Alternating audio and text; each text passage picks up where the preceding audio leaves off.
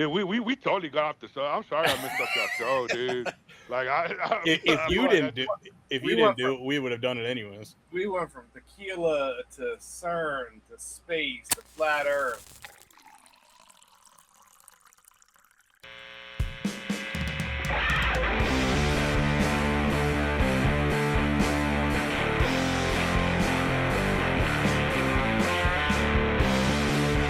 You're listening to Bourbon, Beards, and Belvederes, the podcast where whiskey, cigars, and beard products aren't just a hobby, they're a lifestyle.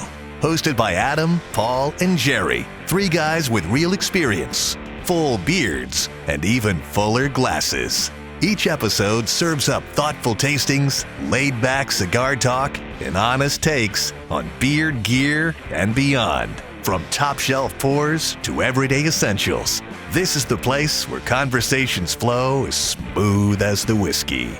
So, pour a glass, light one up, and enjoy the ride. This is Bourbon, Beards, and Belvederes.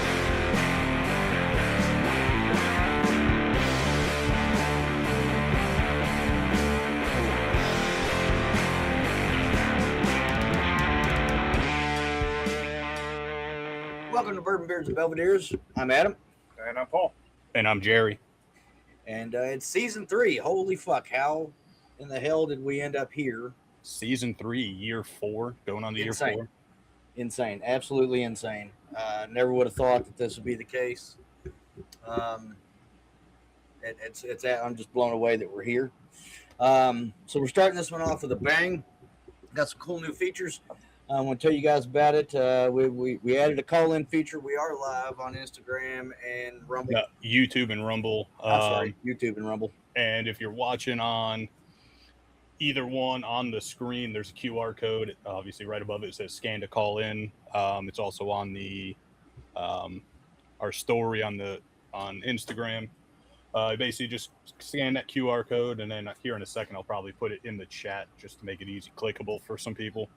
You just put your name when it says, type your name, and then we'll see you pop up, and then we could bring you into the studio basically and say what you need to say, and if we need to, we'll kick you off. Yeah. So we're gonna try this for a little bit, maybe in the future do some video call-ins, but for now it's just gonna be audio, just because. So, yeah, give us a call. Let's chat about whatever we're drinking or whatever we're smoking, or if we got a beer product that we're gonna be talking about. Let's chat about that if you like. Let's try to keep it civil. You don't have to be clean, but let's keep politics and religion out of the situation, and go from there. We'll all have a good time together. We got a theme going on today. We'll get to that. You know how we do things here. But we're gonna start off with our palate warmers, just like always. So, getting down to business. Paul, what are you drinking, sir? So I just grabbed something quick that was sitting right next to me. I didn't want to go too crazy because of our theme, just enough to wake up the palate because I haven't had anything to drink today. So I just grabbed this Buffalo Trace Smashville 1 White Dog. 125 proof, so it is enough to wake up the palate, and it has been sitting right next to me in the shed, so it is about 90 degrees too. So it is she's hot, but it's doing the trick. Right on. Jerry, what do you got? I forgot to bring one out, so I'm just drinking one of the ones that we are sipping on later, so I'm not going to say what it is or anything. I'm just going to say this one is my favorite of the 3. Okay. Or I should say the 4, if you want to include that this 4 is on me. Okay. It's nice and clear. I went with a little El Tesoro Extra Añejo. And the reason I did is because I rarely get into this bottle. And it just popped into my head to go grab some. When I bought this bottle, I got it at Total Wine. I want to make sure to highlight this. When I got it at Total Wine for $114. I'm looking at it right now at the same Total Wine. It is $204.99 for this exact bottle. Holy shit. Those the inflation and taxes and tariffs and everything else. Good Lord. Business tactics. Yeah, there you go. I love this tequila. I love everything that they make, but this particular one is fantastic. It's peppery, it's sweet, it's not overly oaked. It's really, really nice. And if you guys have never had it, I'll get you guys some samples. It's fantastic. So this one's coming in at I think it's 90 proof. Maybe it's a little more than that. Let me look. It is not on the bottle. No, it's 80 proof. It's 80 proof. I wouldn't say it's worth $204. That's for damn sure. But it is good. So I can see it as SoCal Wine and Spirits for $100 versus $200 at my local Total Wine. Yeah, so that's Total Wine for you. yeah, fuck you, Total Wine. I'll find it elsewhere. This shit's fantastic though. So.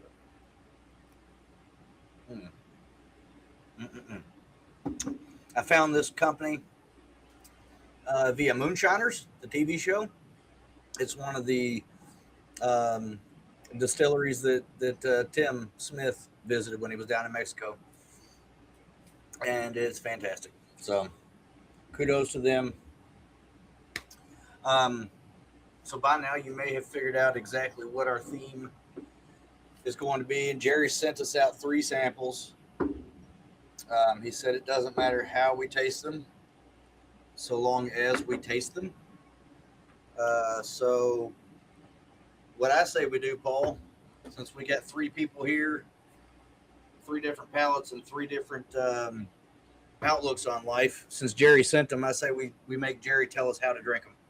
Yeah, I think we drink them in the same order. So, Jerry, Yeah. nice enough to color them with the little stickers of the Mexican flag. So let's pick a color. Which, before we start, that was not intentional. I just have those, what do you call them? Those garage sale stickers or whatever those colorful stickers are that you write like $2 on. I picked the first 3 because I bought a big ass like sample thing off of Amazon, because when we do our bottle shares, we stick those on there and write our name. So I just picked the 3 different colors because I didn't want to put A, B, C or whatever, because I didn't know how we wanted to do it. And it just so happens the first 3 that I picked out were white, green, and red. And Well, I didn't realize it. Garage sale for $2 your couch. Usually I see things marked for like 50 cents. But I didn't realize it was the same colors as the Mexican flag until I was watching the game on the World Cup, and I was sampling through these to get my notes, and I was like, oh, that worked out perfectly. The red one was the only one that I wanted there because it has a red cap on it. The other 2 have like a cork.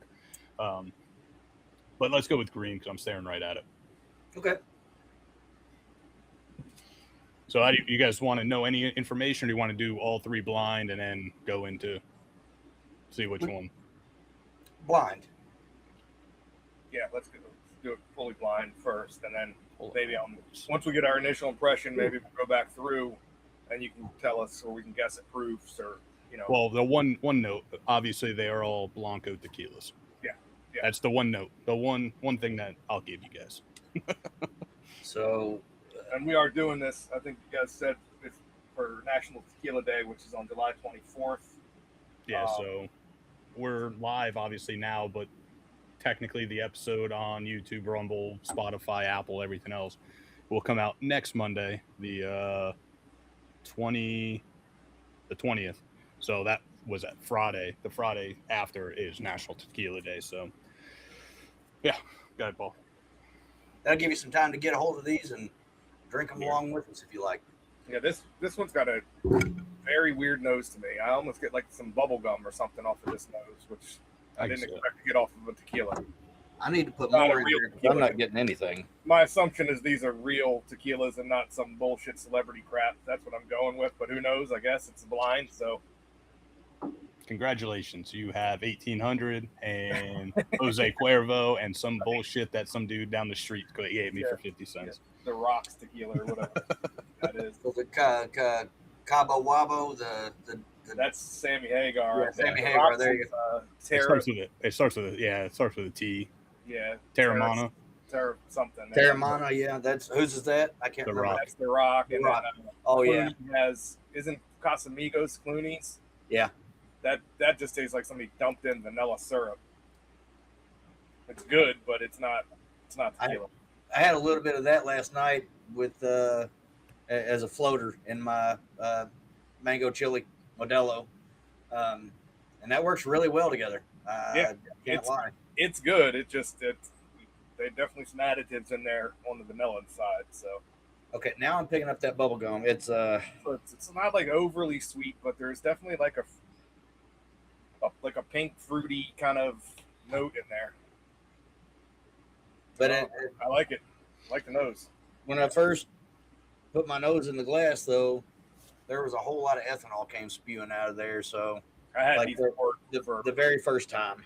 Yeah, I had these poured for a couple minutes, so I think mine aired out a little bit. But I do get like a little bit of smokiness too on the nose.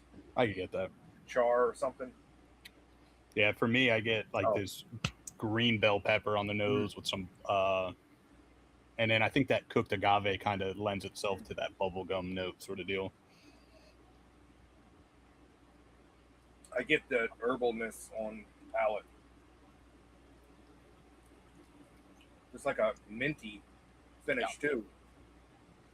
It's got Like it's got a lot of pepper, lot of black pepper, and I love it. Yeah, it's like black pepper, green bell pepper, and then fresh mint sprigs, like fresh mint leaves. I also get a little bit of like citrus, more of like the peel, like the express peel. I definitely get that mint, but I get it more in the mid palate than I do on the finish. It just circles back to the pepper for me on the finish. Yeah, it's a long finish, and the pepper definitely Oh yeah, pushes back through. Yeah. Nice. I like this a lot. It's a good one. That's really good. So That's definitely a neat sipper right there. I think we should take our example from BCB on these. Try to guess the price, all that good stuff. Just have a little fun with it. How's that sound? Yeah, that works. I mean, tequila is definitely not my wheelhouse as far as pricing and things like that. I think I have one bottle of tequila in the house right now just because. But I would say this is probably, if we're basing it like $30 is a decent bottle, 50 is a good bottle, and 80 is a very good bottle, I would say this is like $55. I was going to say 40, so we're kind of close. I'd put the proof low, sub 90. I'd say 90. 80. Yeah, it might even be 80. There's that little bit of spice there that kind of makes me think there could be a little bit more, but it's not over 90 in my opinion. Are we anywhere close? I'm gonna hold on till the end. What'd you say about the proof, Adam?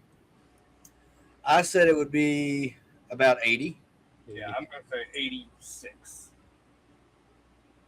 I don't know if the tequilas normally come just like straight 80, or do they have varying proofs like whiskey? Yeah, they're not as, at least most of them aren't as like random. Like what's that? No. Woodford is 90.4 or 90.2, whatever. For the most part, they're like 80, 84, right. 6. Like they're even numbers. That's what I thought. Like I said, I don't. And they're pretty much all sub 90 for the most part. Yeah. So you guys said what, $45 to $50, and then 80 to 90 proof. I'd say 50 to 55, because I'm going to go in my head. $30 is a good bottle, 50 is a pretty damn good bottle, and like $80 is a fantastic bottle. I know they get crazy expensive up way past that, but I don't think you bought anything that's like $220 or something. So I'm going to say right around that $50 mark for this one. All right, I got the notes. We'll go back to it once we sample all the rest of them. You guys want to move on to the white one? Yep. Sure. Here, let me. All right, so this is a very different nose. Yeah. The first one was definitely more like that spice pepper. This one has more of like the sweetness to it. I got a pop of ethanol though right off the bat, even though I've had these poured for 15 minutes. This one has more of a standard tequila nose on it. That last one, not so much. But this is kind of what you expect when you smell tequila. Yeah, I get like citrus definitely is forward. Yep. The herbalness that I think I'm going to get off of most tequilas, especially these Blancos, is there too. Like that green most pepper I keep going to. Most Blancos, I'll get like a minerality or like an herbal note. I like that one more. I do not. I don't like that one much at all. That one's, it's real. I don't know. I can't find the word. It's like dark, smoky. Like I get bitter, dark notes on the sides of my tongue that I don't like at all. I don't know if it's overly herbal or what I'm getting, but I don't really care for this one at all, to be honest. I miss some of the pepper spice that the last one had when I drink this one, but this one has some fruity qualities the last one didn't, that I'm really enjoying. Yeah, that's a no for me. I'd say this is 80 proof on the dot, and I'd say this is $25.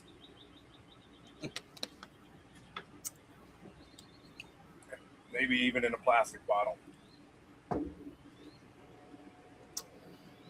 Although I don't think Jerry would buy a plastic bottle, so say $30 in a glass.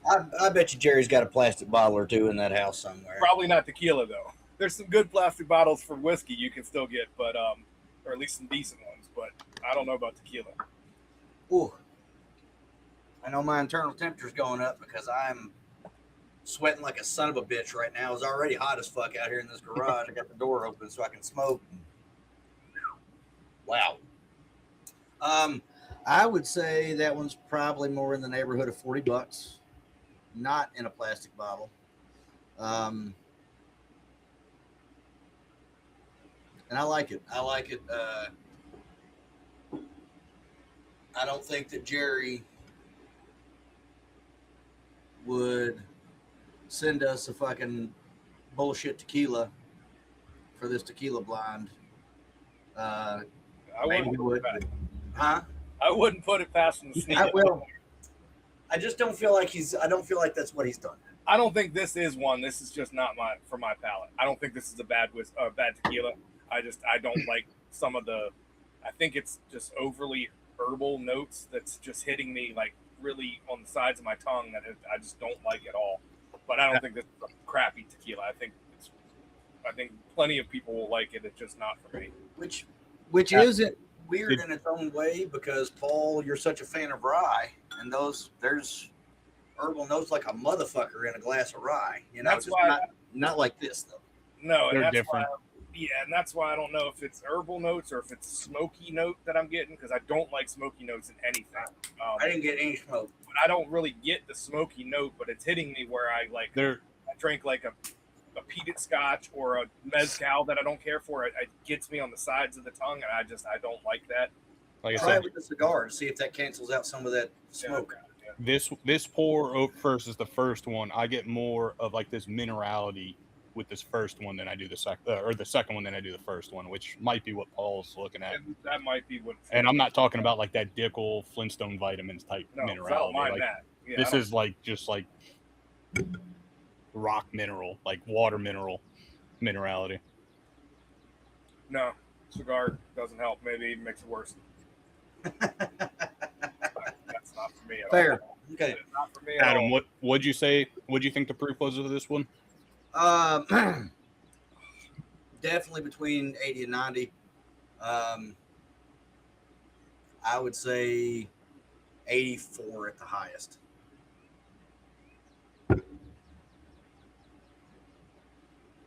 All right. So on to the red one. Cool.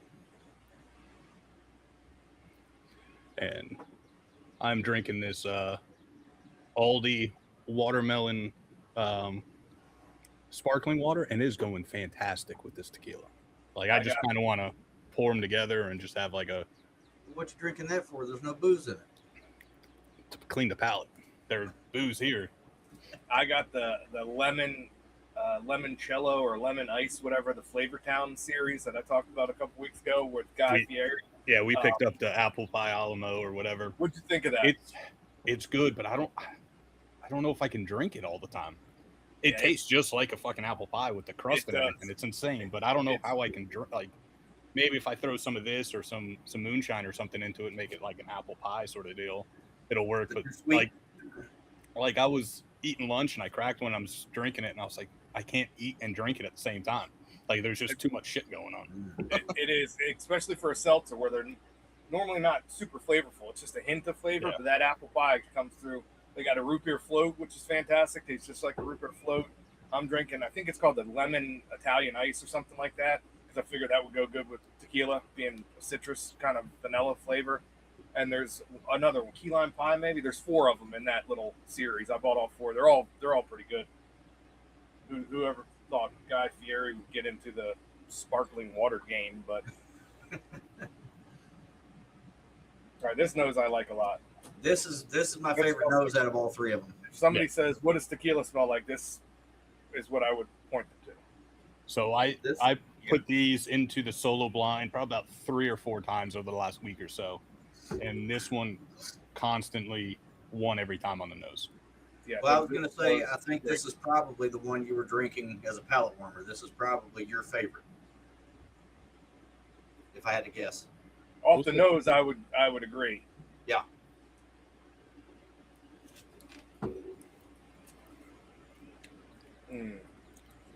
Yeah. That Fruity Pebbles.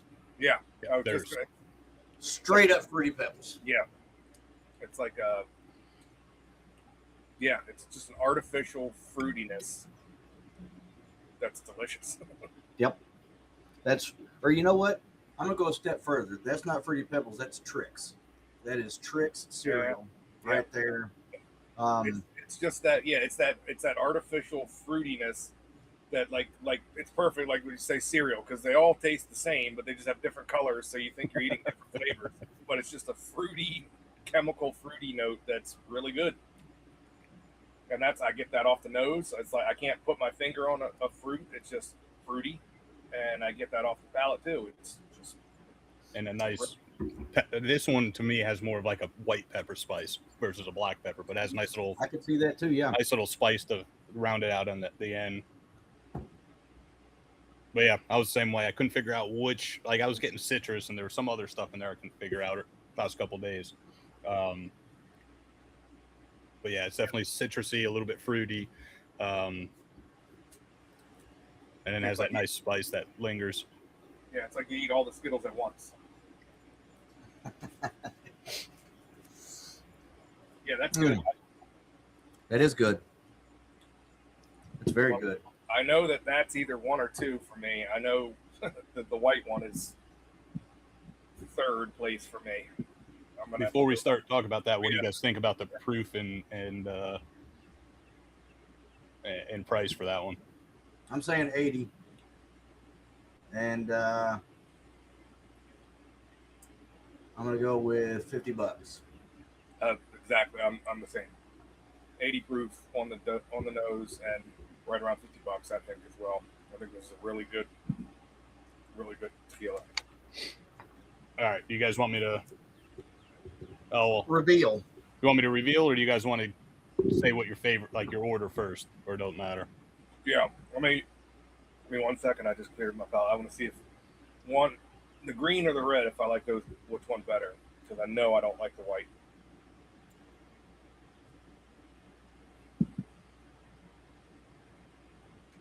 Yeah, I like the green. I like the green the best. Green, red, white for me. That's the same exact order that I've got. 2, 1, 3. The red is good, really good, but the green, just there's something about it. I really, really like that one. And the white's a distant 3rd for me. Like I don't want to drink any more of it 3rd. All right, so for me, it was a toss-up between red and white for me for number one. I was drinking the white one for palate warmer. And in green, it's not like it's right there, but for some reason, every time these other two stuck out to me. So where's the notes? All right, so let's start with the green one. Which funny that you guys like the red, because apparently I didn't know this until fairly recently, but tequila has Highlands and Lowlands similar to Scotch. Red and green are Highland, and white is Lowland. So at least your palate knows what it likes. Mine has no idea. I will say you guys were way off on the proofs. So green, you guys said, where the notes go? Green, you guys said 80 to 90 proof. Well, I guess you're not too far, but it's 101 proof. Really? Huh. It is. You guys were closer on. Well, Paul was a little bit closer on the price. I think it's about $65, give or take. This is the Alma del Jaguar, the Nocturna Blanco. This is the spring of 24. Oh, right there. Okay, yeah, I've seen that bottle. And then the cool thing about a lot of these tequilas are they put a lot of the information on the side of it. So the agave source is a single estate, Los Altos. Cooking method is a stone brick oven. Extraction is a roller mill. This has a wild yeast strain, which is kind of cool. They use open air fermentation with a wild yeast strain. Double distillation in copper pots.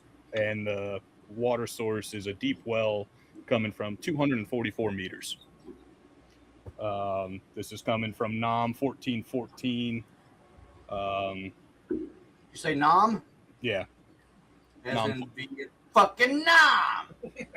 NOM 1414. It's like their DSPs down there in Mexico.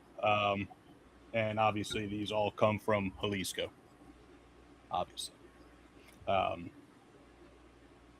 then let's go with, just because let's go with the white one. What'd you guys say? You guys said about 80, 84 proof and about $30-$40. This is 100 proof and at $80. Wow. NOM 1123 from Cascaween. This is Wild Commons. They're still strength. Blanco. Paul, were you on that call with was it the Prime Barrel when they did the tequila samples? They did a thing with Wild Common, and I got to try the Blanco, the Repo, this, and then they had 3 mezcals. And this I one, don't think I did that one. the mezcal was 2 of the 3 mezcals were fantastic. One of them just was a little bit too smoky for me, and then I love this one.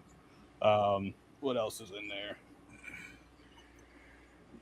Roasted for 72 hours in small 12 to 16 ton brick ovens. Extraction is the traditional stone and roller mill. Fermentation says natural with agave fibers. Twice distilled to proof in stainless and copper pot stills. And then this one is the Lowlands. And I think that's it. And then for this final one, the red one, you guys said 80 proof, $50. You guys were somewhat close to the price, $65, $65. Way off on the proof. Really? That's 110 proof. There's no fucking way. This is the Tapatio 110 proof. That NOM explains 11. why I'm drunk. NOM 11. That's what I was saying. You guys were saying 80. I was like, let's just drink these samples. You guys would be hammered. NOM 1139. This is the Highlands. Same Water thing. must have got mixed in with mine. Similar thing. It's stone and brick ovens. Twice distilled. Roller mill. So they all have similar traditional distillation and everything. The Alma del Jaguar is the only one that says wild yeast. None of the other ones say anything else. So, but yeah. So Well, for me, 2 of them are really good. I'm very surprised on the proofs, though. I wouldn't put a single one of these over 90, and even go back through them after you told me, I still don't believe it. No, it's crazy how, like, at first I was sipping them, I'm like, all right, 100 proof, that's typically what I start with. So, but I'm like, the other day I didn't have a drink for like 2 days and whatever, and I was like, usually 100 proof might hit me, and then it's sitting here, I'm like, holy shit. But that 110 proof, it does not drink 110. No, I'm going back to it right now. I still wouldn't put it over 90, even after you told me. I'm kind of in disbelief. And for me, it went back and forth from the Wild Commons and the Tapatio, depending on like my palate. If I wanted a little bit of minerality, I went with the Wild Common. If I just wanted like that standard like agave fruity notes, I went with Tapatio. So those kept bouncing back and forth. But the Tapatio nose is by far the best nose out of these 3. Mm-hmm. Yeah, that was the red one, right? Yeah. Yeah, that definitely has the best nose. I just like the uniqueness of the green. What you said, the El Jaguar or whatever. Alma del Jaguar. Yeah. But yeah, that's the only reason I went with the red on this one, because it has a nice little red top. But one little thing, this reminds me of like the JTS round label. Like you just got like a basic label that could be good, it could be shit, and just a basic label on the back. That's like, and then it has a nice little plastic insert for the little pour spout. But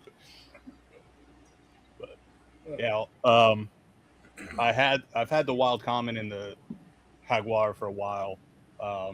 And I was talking to Jason, the Dram Amateur, seeing if he wanted to come on for this episode. And he was down, but he was out of town. I think he's on vacation or something. And I asked him, I was like, I need one more still strength Blanco.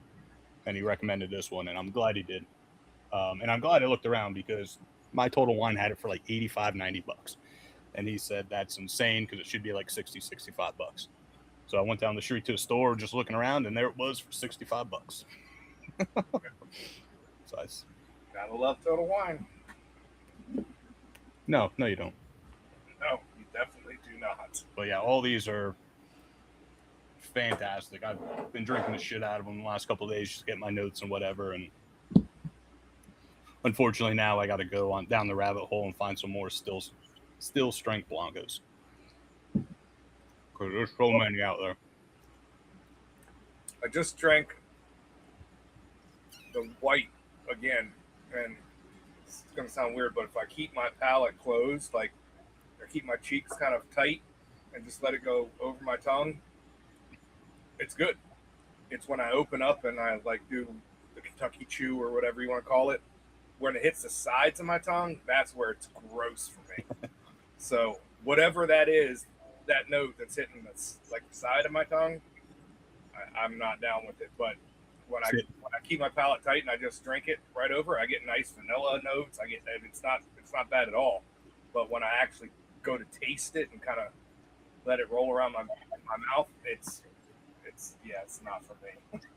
Yeah, it's something similar with the Jaguar, the green one for me. Like if I'm just drinking it by itself, no other pours before it, it's fantastic. But once I start putting other tequilas before it, then I start getting some weird notes that I don't typically get when I drink it when it's my first drink, which is one of the reasons why I wanted to start with it.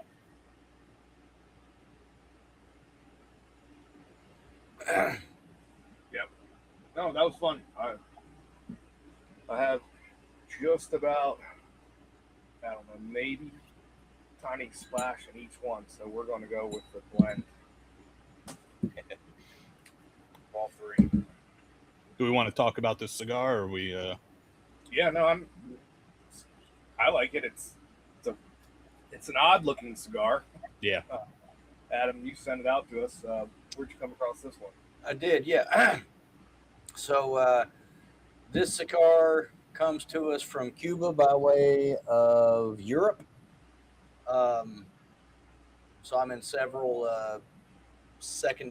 local secondary groups on Facebook, and a friend of mine put this up with some bottles, and he's from Transylvania, and his brother came over this way, and whenever he comes, Europe doesn't have the embargo like we do with Cuba, so he brought them with him, and he sold them for $15 a cigar,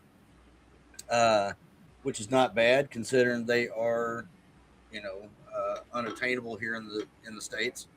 And it even says right on the tube, 100% tobacco de Cuba.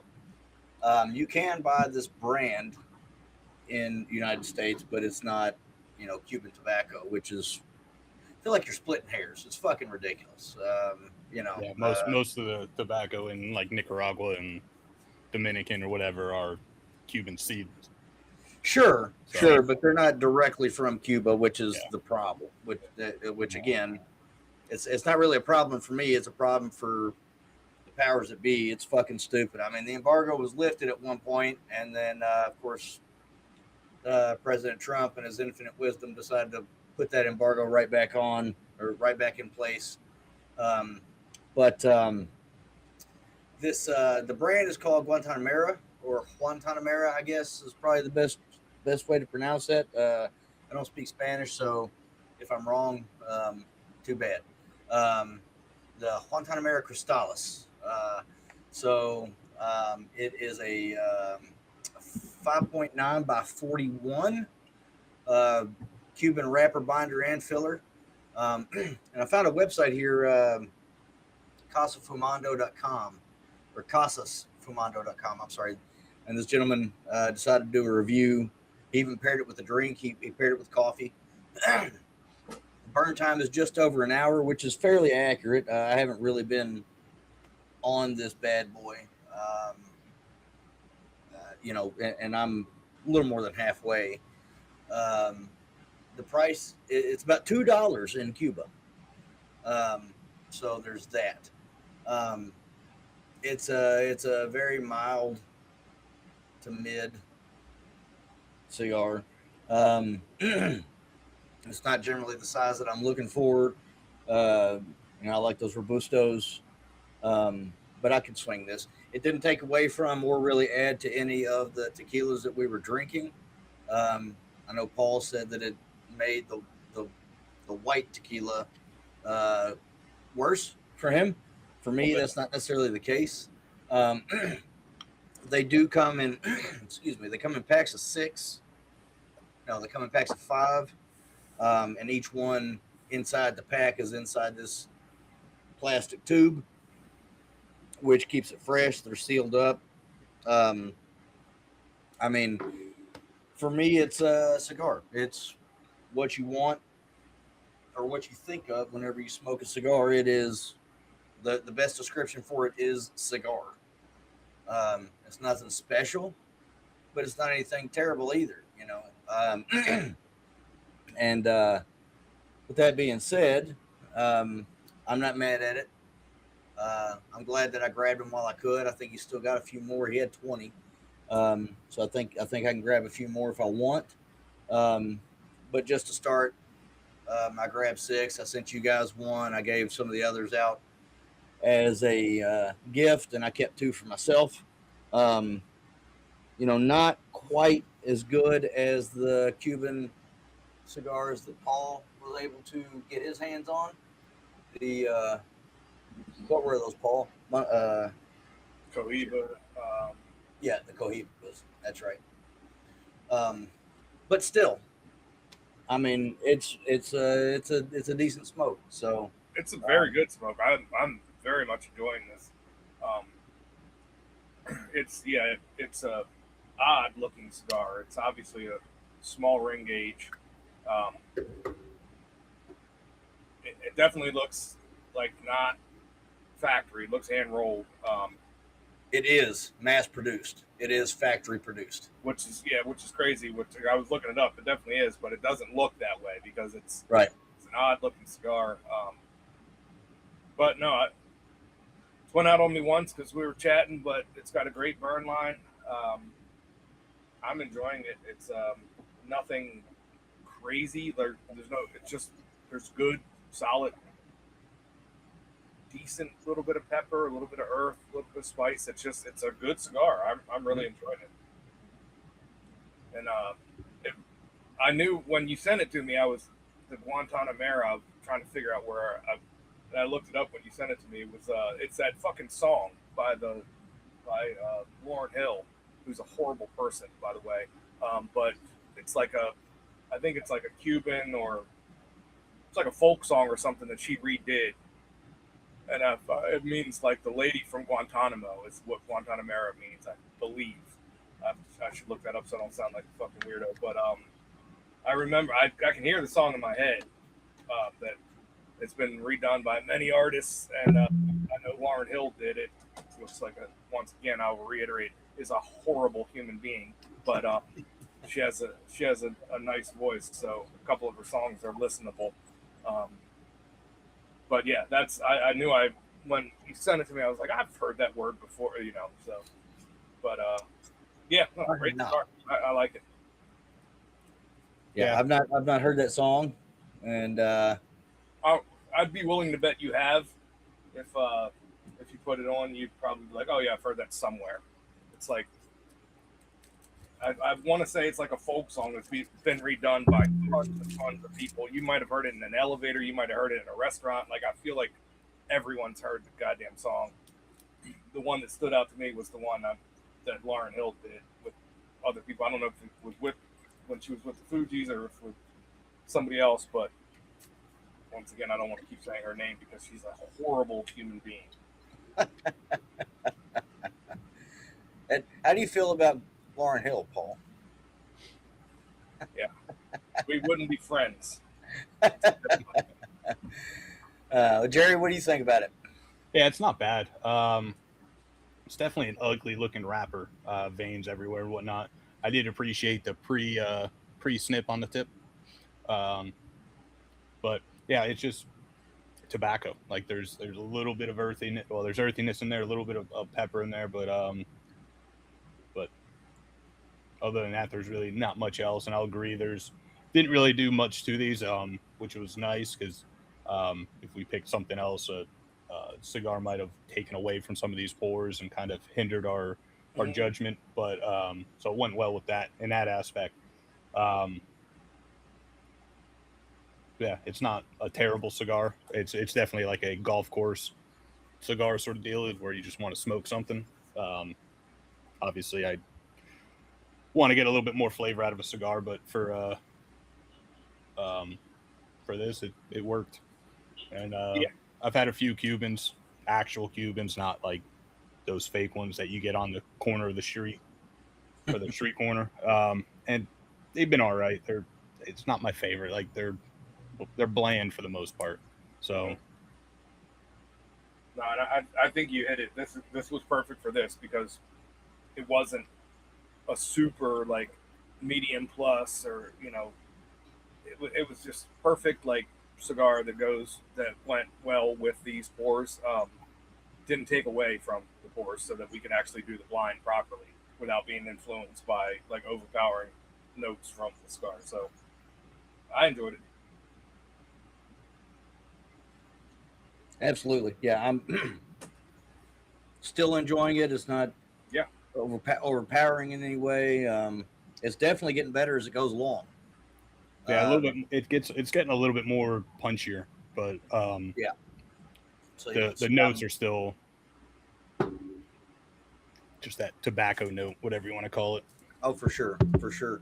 I don't know. Maybe the forbidden aspect of it is probably making it a little bit better for me. I'm one of those that if you tell me I can't do something, it's definitely something that I want to do. But regardless, it's not it's a good cigar. I'm enjoying it very much. So, and speaking of enjoying, I'm curious how I'm going to enjoy this next pour. So I think it's time to move on to This Pours on Me. Yeah, I'm curious about it too because Jerry let the cat out of the bag and said that he blinded this one with the first three and didn't pick this one as his favorite. Is that correct? So this is going to be worse than the ones that we just had.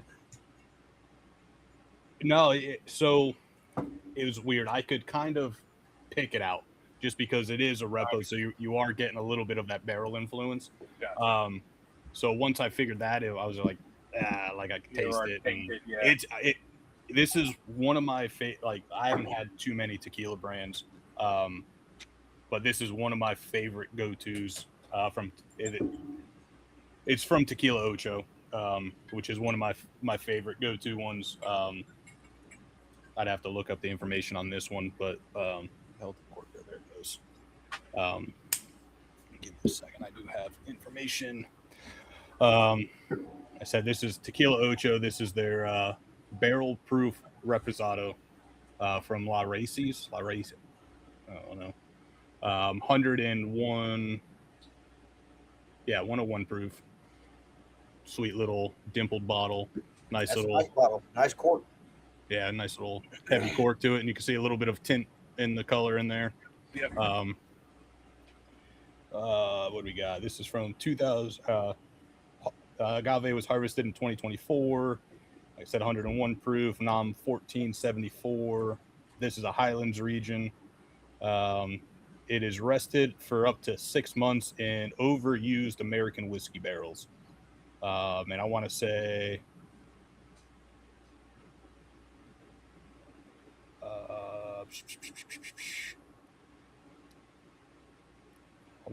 this was right about that $70-$80 range too. I like that nose. It's got a lot of pepper on the nose. Yeah, I get a little bit of like that, almost like a this is good. This is 100. Yeah. I would have said this was 100 proof. What'd you say the proof was? 101. Yeah, this drink's 100 proof. And it's oily. It's I not love it. Yeah, this is fantastic. I really, really like this. Yeah, on the nose, I get like that vanilla, almost like a vanilla icing with a little bit of pepper onto it.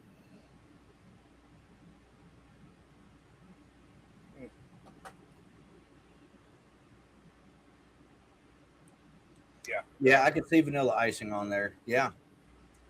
That is extremely enjoyable. What'd you say the price was? $80? I want to say about $80. 75 to 85, if I remember correctly. Yeah, coats the whole palate. The legs on the glass are outrageous. Like, it's so oily. Zero movement on the legs. Yeah, it takes forever for them to separate, and like, it's great. It's really good. This is really good. I like this a lot. It literally took 30 seconds for them to break apart, and then for 2 drops to fall. Yeah, it's coats the whole inside of the glass, and then when it does, when you let it sit and break apart, though, it goes into just like gorgeous, like commercial worthy legs down the glass. Yeah, like it should be. There should be a commercial involving stockings and this tequila. Yeah, I'm going back to the green dot because that was my favorite, to see if I like that one more than this one. I don't think I'm going to, but you're not going to. I can tell you right now, you're not going to. I still love that nose.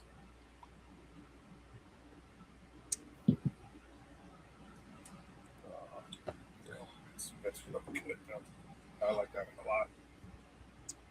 I'll do the same just to see, because the green dot was my favorite as well. It's like clean, like I don't know, I really like that one. But the mouthfeel on this one is so much better. Yeah, no, I definitely like. Would you say that? What's the name of this tequila? Tequila Ocho. Tequila Ocho. Yeah, this is great. This would have been, if we would have done a blind of 4. This is my favorite. Well, I see these two as different. not by a long shot because they're so different. So the green dot, whatever the fuck that was. Alma del Jaguar. Sure. That's a Jaguar tequila. Yep. Sure. That is like a dinner tequila, as far as I'm concerned. And then this tequila Ocho is like a dessert tequila. Yep. Yeah. It's thin, it's clean, it's bright. Where this one is just like you just want to sit with it, yeah, by the fire and just sip on it like for dessert. Yeah, it's fantastic. That is really good. And thankfully, I have half the bottle left, so I can have. I'm going to take some of that up and make my wife drink it. All right, gents, hold on 1 second. We got our first call in. We got a caller. Who is it? You still there? No. Can't hear him.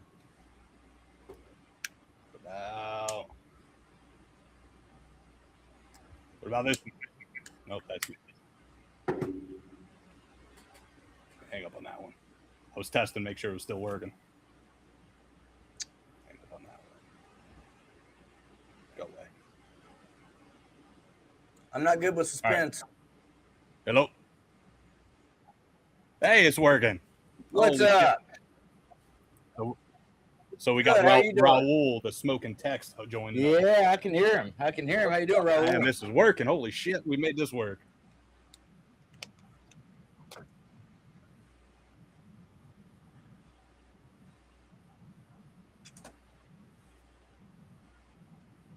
Anytime.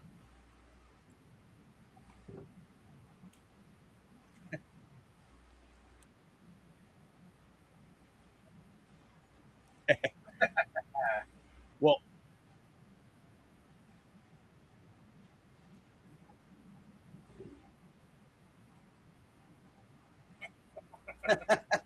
you should have been able to just click that link and type in your name, right? Oh, yeah.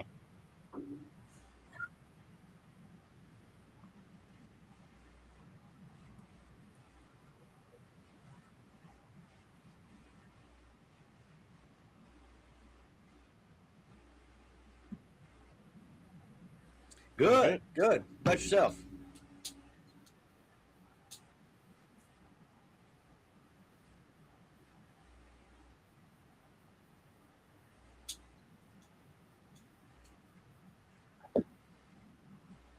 Oh, yeah. Yeah, that sounds great. What's the weather like down there?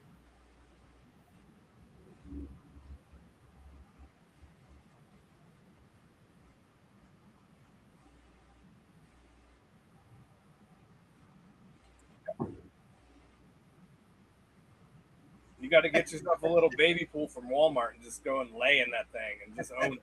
Just own it.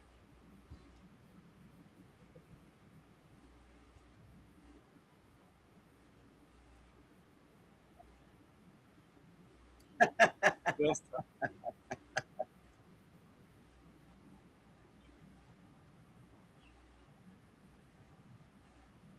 hey, it's just jealousy, man. He was jealous. He wanted to be in there with you, but he didn't want to say it.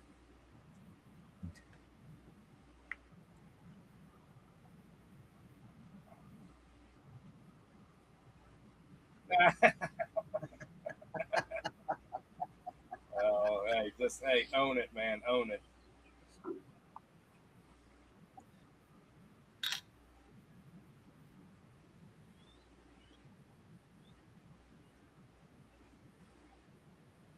Yeah.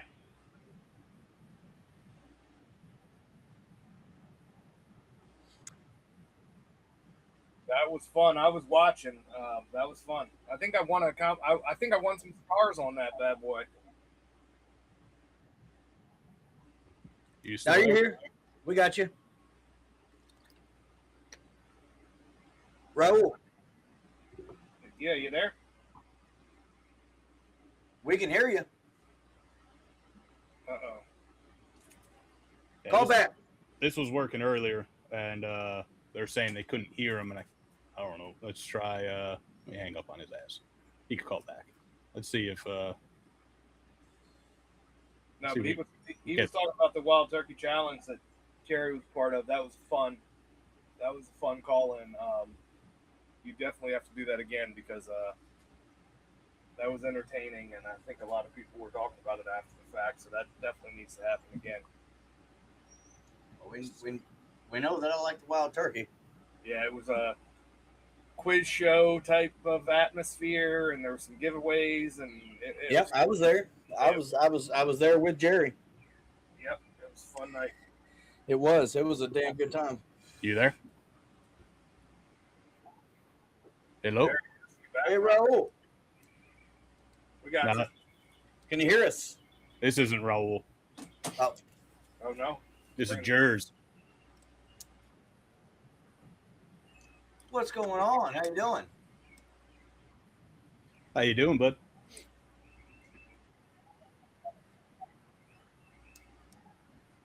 Well, We just had Raul on a kind of. I think the heat wave dropped him off, and so you jumped in and took his spot. So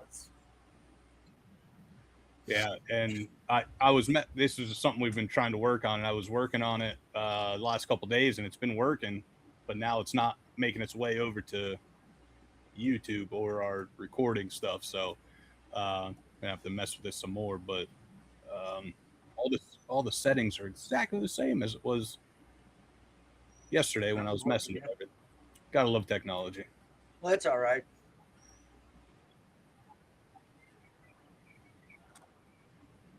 Yep. Yes, sir. Okay.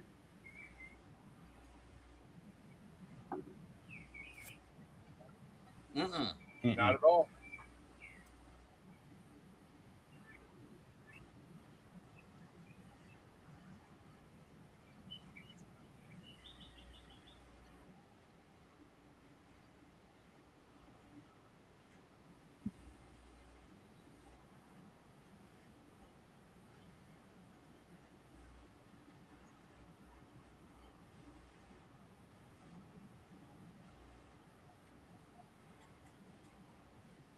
What'd you say it was Casa de Oro? Cavo. Cava, Cava. Cava de Oro Extra Añejo Tequila. So it's a square bottle, and it has a shot topper on it. All right. What's I know the Oro is like of gold. What's Cava? Okay. That is a sharp fucking bottle. That is a nice bottle. I am not gonna lie. It's embossed. Yeah.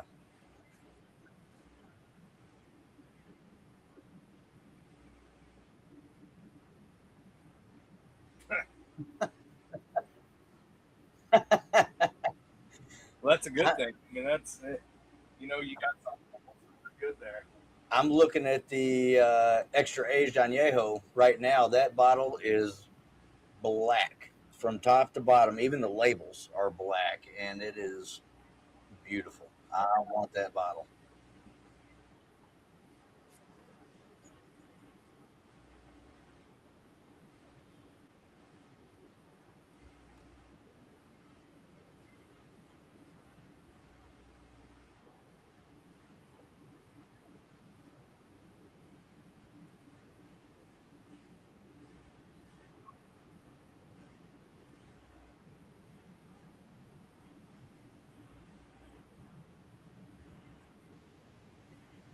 Very cool.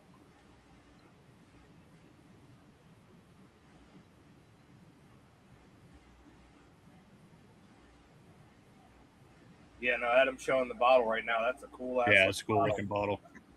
It's so cool. What is the proof on that bad boy? 100%. No, it's 100% the agave. I don't see it. I think maybe 90. I think that says 45 right there. Yeah, looks like it. Okay. All right. Yeah, that's Well, that's a good recommendation. Like I said, we're at least myself. I mean, I like tequila, but I don't know much about tequila, so I'm always looking out for recommendations. That's something I'm gonna have to seek certainly. out.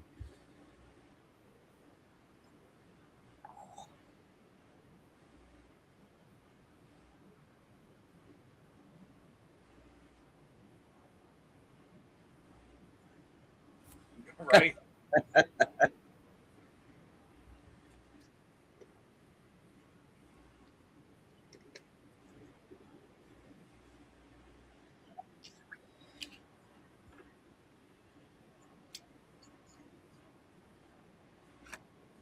Yeah, They're huge. take They're years. huge. Yeah, like so for anybody that may not know, an agave pina, they usually grow. If you imagine a giant pumpkin, they usually grow to about that size. That's craziness. They're really big. Yeah.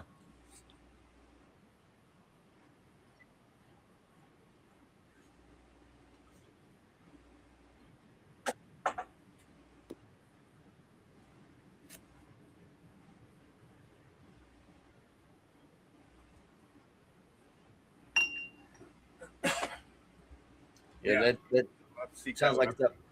It sounds like we need to take a BBB trip down to Mexico. Is what it sounds like to me, fellas. Let's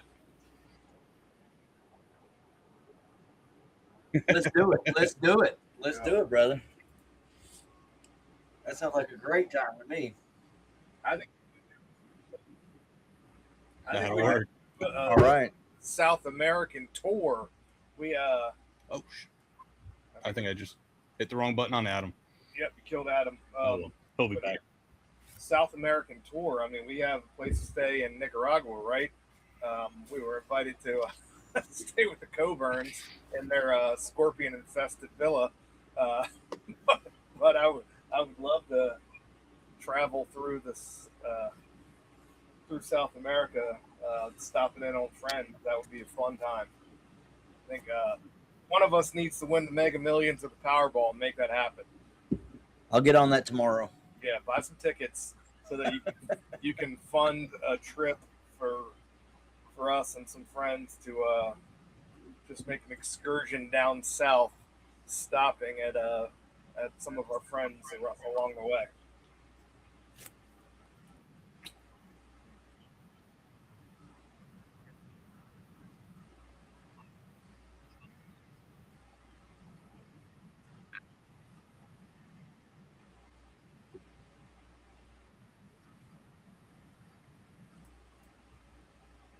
Well, that must have been terrible because Colombian women are notoriously not ugly. Raul says he's got some cousins down there.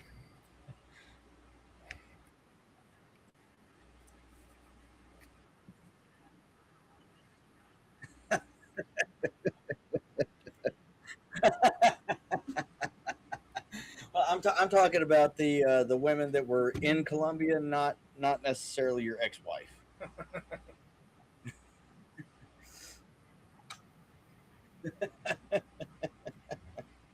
I think I think with our contacts we could probably make a nice little tour down south and make it very fun.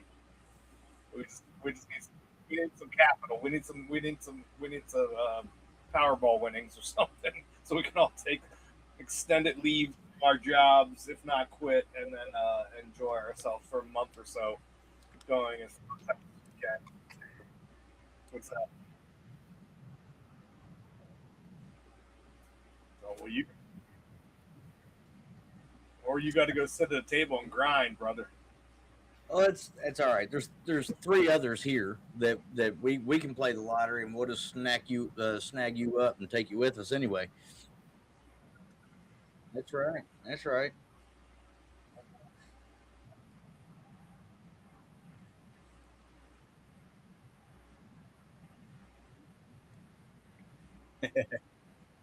There you go.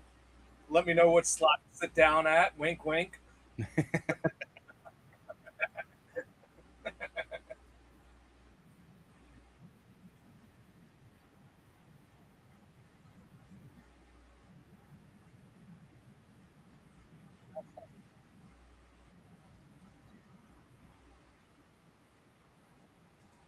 Yeah.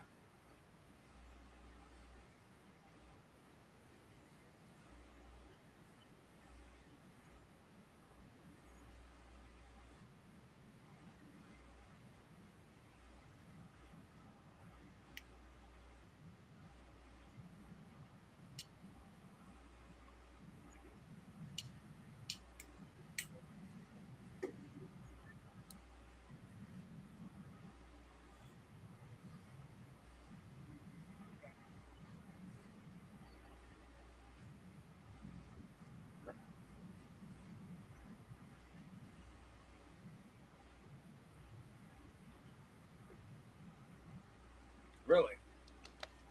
Wow.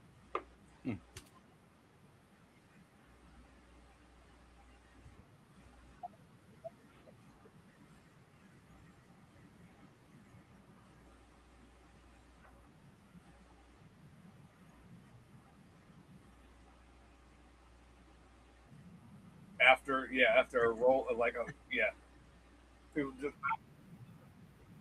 not taking advantage of, right.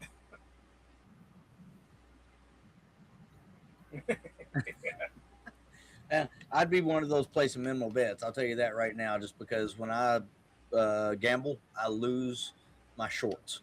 So minimal bet is the way for me to go. Just about every. In fact, I almost placed a bet last night on the fight, and I almost placed it on Conor McGregor, and thank God I didn't, because that was the better payout. I didn't think he was going to win, but I thought, well, why not? And then I didn't, and then he went out on an ACL tear in the first round real early. So thank God I didn't place any money on that.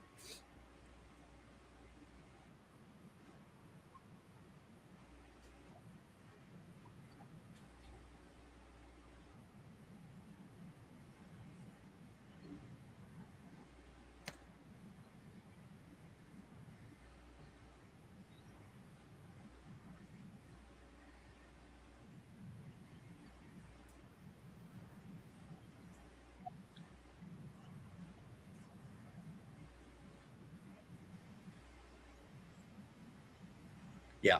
From his proper moves business wise. Indeed. So you lose the hunger, I would think. Well, I've never broken my leg, so I don't know what that was like, but I have torn both the ACLs in both of my knees, and that was due to martial arts. And I can tell you that as somebody who teaches martial arts on a daily basis, it has gotten harder since I tore my ACLs. So somebody that's going to try to make a living after having torn the ACL, that you know, the ACL, that's a more delicate tissue than your bone. Your bone, where it grows back after a break, it grows back stronger. So I would fail to see how he could actually make a decent comeback after that. It's a pretty devastating injury. He's got a long road ahead of him, a lot of pain. It sucks really bad. So I feel for him. I'm not a fan, but I feel for him. But at the same time, he could sit back and just collect his money. He doesn't need to. He doesn't need to keep on fighting. I think it's time for him to hang it up. Yeah, no, he got paid. He got paid last night. So did.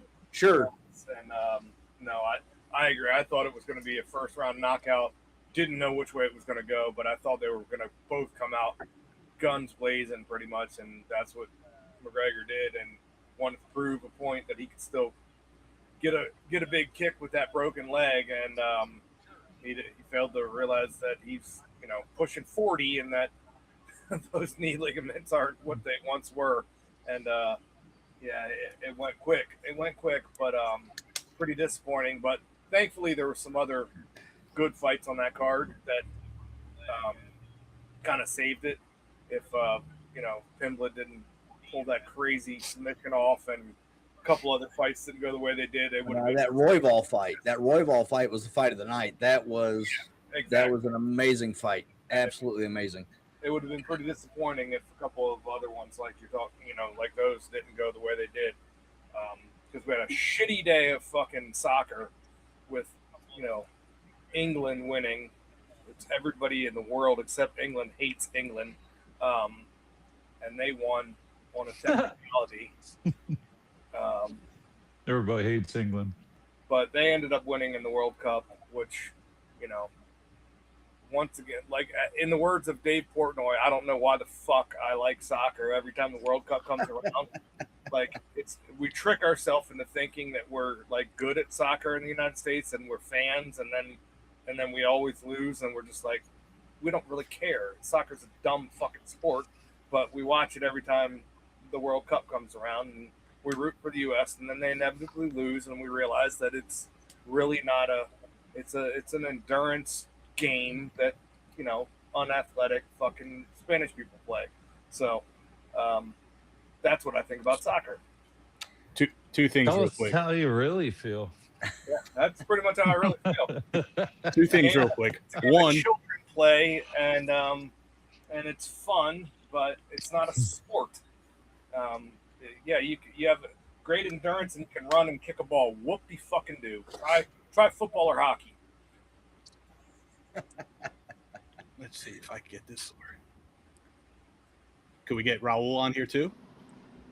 He loves soccer.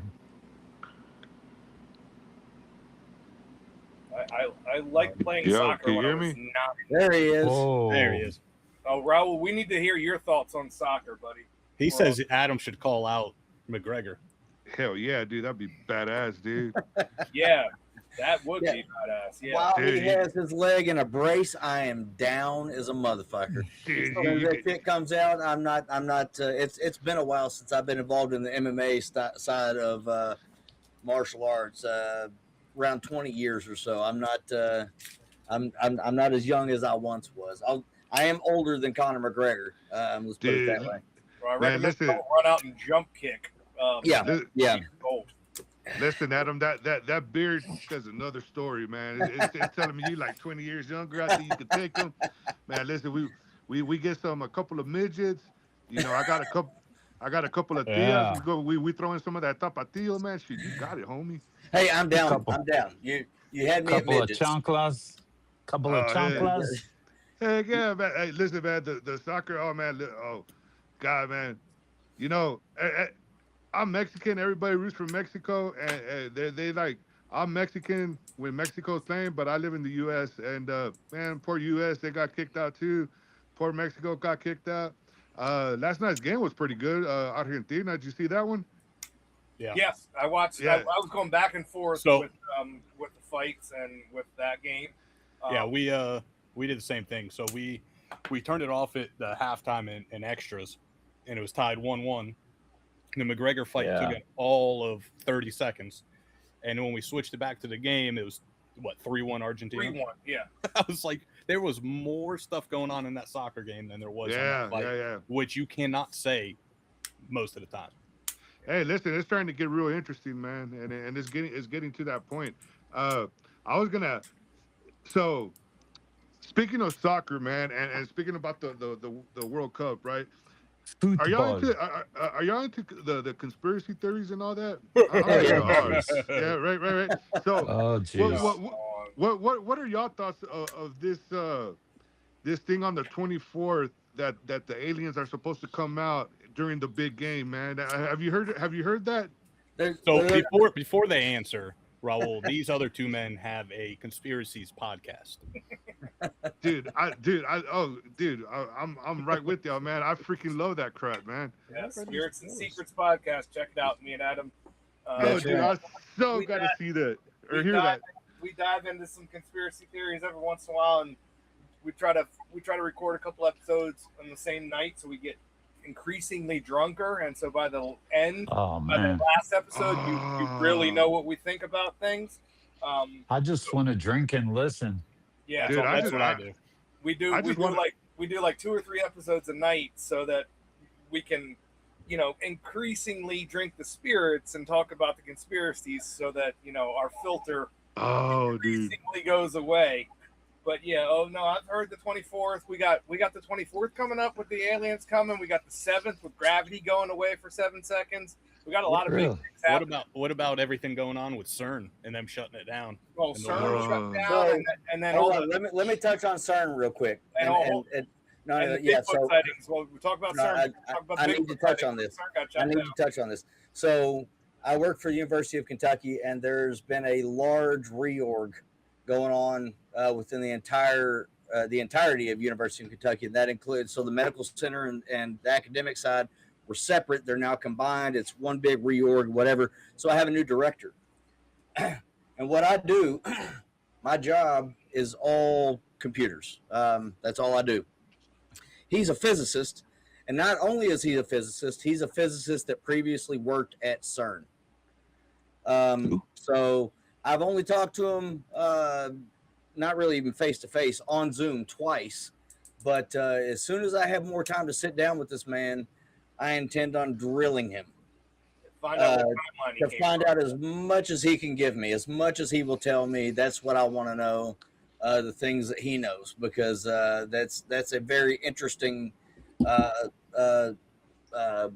landmark facility, whatever you want to call it. It's very, there's a lot of crazy shit going on there with, you know, whether it's talking to people from other dimensions or aliens or creating tiny black holes and all this crazy shit that surrounds CERN. I want fucking, you know, what's the TV show on Netflix? Stranger Things. That didn't really have anything to do with CERN, but there have been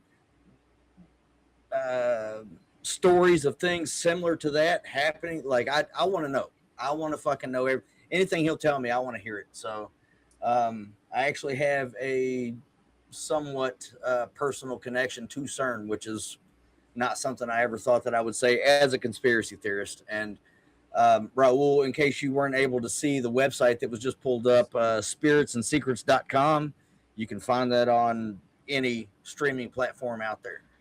Dude, I'm definitely gonna check that out. But before you continue, Adam, you know what I really got out of all that is why the hell aren't you operating the computer, and why is Jerry doing that? You know, so... Because Adam does it year round, and he says, "Fuck that." So here's the story behind that. There's actually a very good reason, truthfully. So I hatched the idea for this podcast and did the first episode on my own. It took me 15 minutes to do the whole fucking thing, and I was like, no way, this isn't going to work. So I brought in Paul there shortly after. We brought in Jerry. For the first little while, I did everything. Now, I still manage and maintain the website, but I got all the guests. I ran the recordings situation. I did the editing. I did the uploading, all that shit. Well, fast forward 3 years later, and I've got my own business in the town next to us. It's a martial arts school. So on top of that, I have to train, right? And often I have to do that to make sure that I still have things available that new things to teach my students. I gotta go work out. I've got a full-time job still at the University of Kentucky. I've got 4 kids and a wife, of course. I've got a part-time job where I work security. So essentially, I've just got too much shit going on. And so Jerry graciously agreed to take on the social media aspect and the editing and the recording. And that's just one less thing that I have on my plate at this point. The first, 2 years, year and a half, we were just audio. We didn't do any video. Yep. That's Man, right. Adam sounds like an honorary Mexican. Hey, but check this out. So I do have Spanish heritage. There you go. But let's go back to that CERN, and correct me if I'm wrong. The CERN is it where they have 2 atoms that collide together? You know, 2 particles. Yes. Yeah, two particles, right? That collide together. Yeah. Have you seen some of that stuff where they're trying? Are they trying to like? Well, what actually is the purpose of all that? They're trying to find the God particle. Yeah. So the essentially what they're looking for is they're saying that before space and time existed, there was nothing. There was just a great void, and there was a particle, one singular particle, from which everything burst forth. And they're trying to find. That's what they call the God particle. They're trying to find that. And part of what some of their disclosed experiments, you can find this online. They created teeny tiny little black holes that existed for within a couple seconds and then disappeared. But Jesus Christ, a black hole is that's out in space. It's something from which light, which travels 186,000 miles per second, cannot escape. Once you pass the event horizon, we don't know what happens. And so it might spit you out on the other end of the universe. It might just destroy you, tear you down into teeny tiny particles and hold you there. They've seen black holes that are expelling matter in the form of light back into space. We don't know what the fuck they are. And in fact, we think that there's a very large, so there are black holes all throughout our galaxy and all throughout the universe, but there's one that they suspect sits at the center of our galaxy, which is why it's in a spiral. Most galaxies are in a spiral, and they think there's black holes but something with that great of a mass. What it is, it's a star that has collapsed into nothing, and the gravity has become so great that everything around it is within its grasp. And that's a insanely large thing to be at the center of our galaxy, right? Our galaxy's many planetary systems with suns and planets and all this shit. It's crazy that they're creating that on a very micro scale at CERN. That fucking concerns me. That scares the shit out of me. And there have been a lot of UFO sightings around there, and it's just that's a terrifying prospect to me, that human beings, who are arguably the most unresponsible creations to ever walk this earth, are creating tiny black holes in a lab in Switzerland. Listen, man, they're knocking on God's door. Eventually, He's going to answer, man. So, that's right. Yeah, you don't want to be messing with that. But okay, so fear that if they would have succeeded at CERN, that we just wouldn't have known about it. It would just we would have ceased to exist in an instant, and that's what a lot of people were fearful about. That if they succeeded on finding what they wanted to find in the wrong manner, it would just be like a light switch. For even if they succeeded, imagine how much money it took to build this motherfucking lab. Do you think they're going to stop when they find it? Well, that's the thing. If they succeeded in the wrong way, and it would in creating an actual black hole sustainable, it would have just engulfed. I mean, nobody would have even known. We wouldn't be talking about it because we'd be gone. And it would be like the fucking with the Marvel movies, where the snap of the fucking that's crazy. Gone.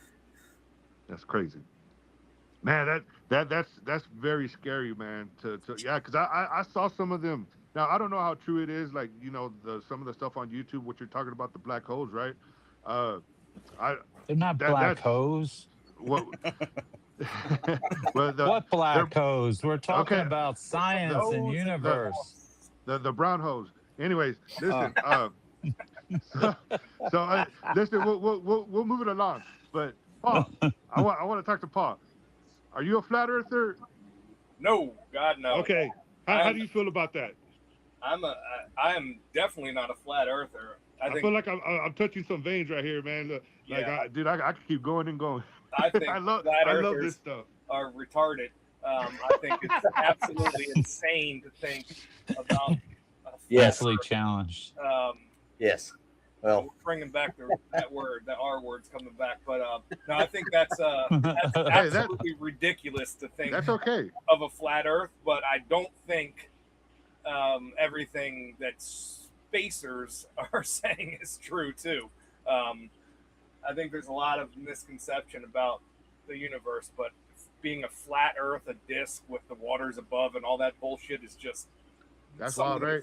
Bullshit, unintelligent theories that I've ever heard of. Man, I'm not the smartest person in the world. Grade. But yeah.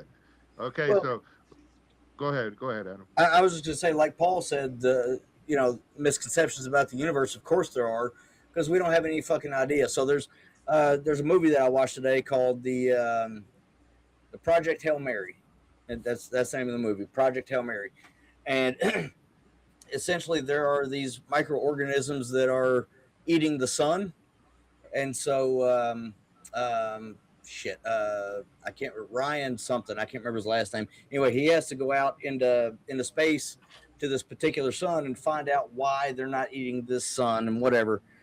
But the reason I bring it up is because Ryan Gosling, that's his name. There's one aspect of what he said. It got him fired from all these jobs and shit, and he was shunned by the scientific community because he thought that there was no reason why life couldn't exist on other planets absent oxygen. Because right now, we say that oxygen has to be present because that's what we experienced here on this planet. Why can't life exist on other planets absent oxygen? A methane atmosphere, an argon atmosphere. on and on and on. And so he actually mentioned that today. That's a thought that I've had for a long time, and he actually mentioned that when I was watching that movie. So misconceptions about the universe. Yeah, we don't fucking know anything. We don't know anything. We don't know everything about this planet. We have deep water lava. Most of the ocean hasn't been. Yeah, most of the ocean hasn't been explored. We can't scientifically say it's our own hubris is the only reason that we're saying that it has to be oxygen.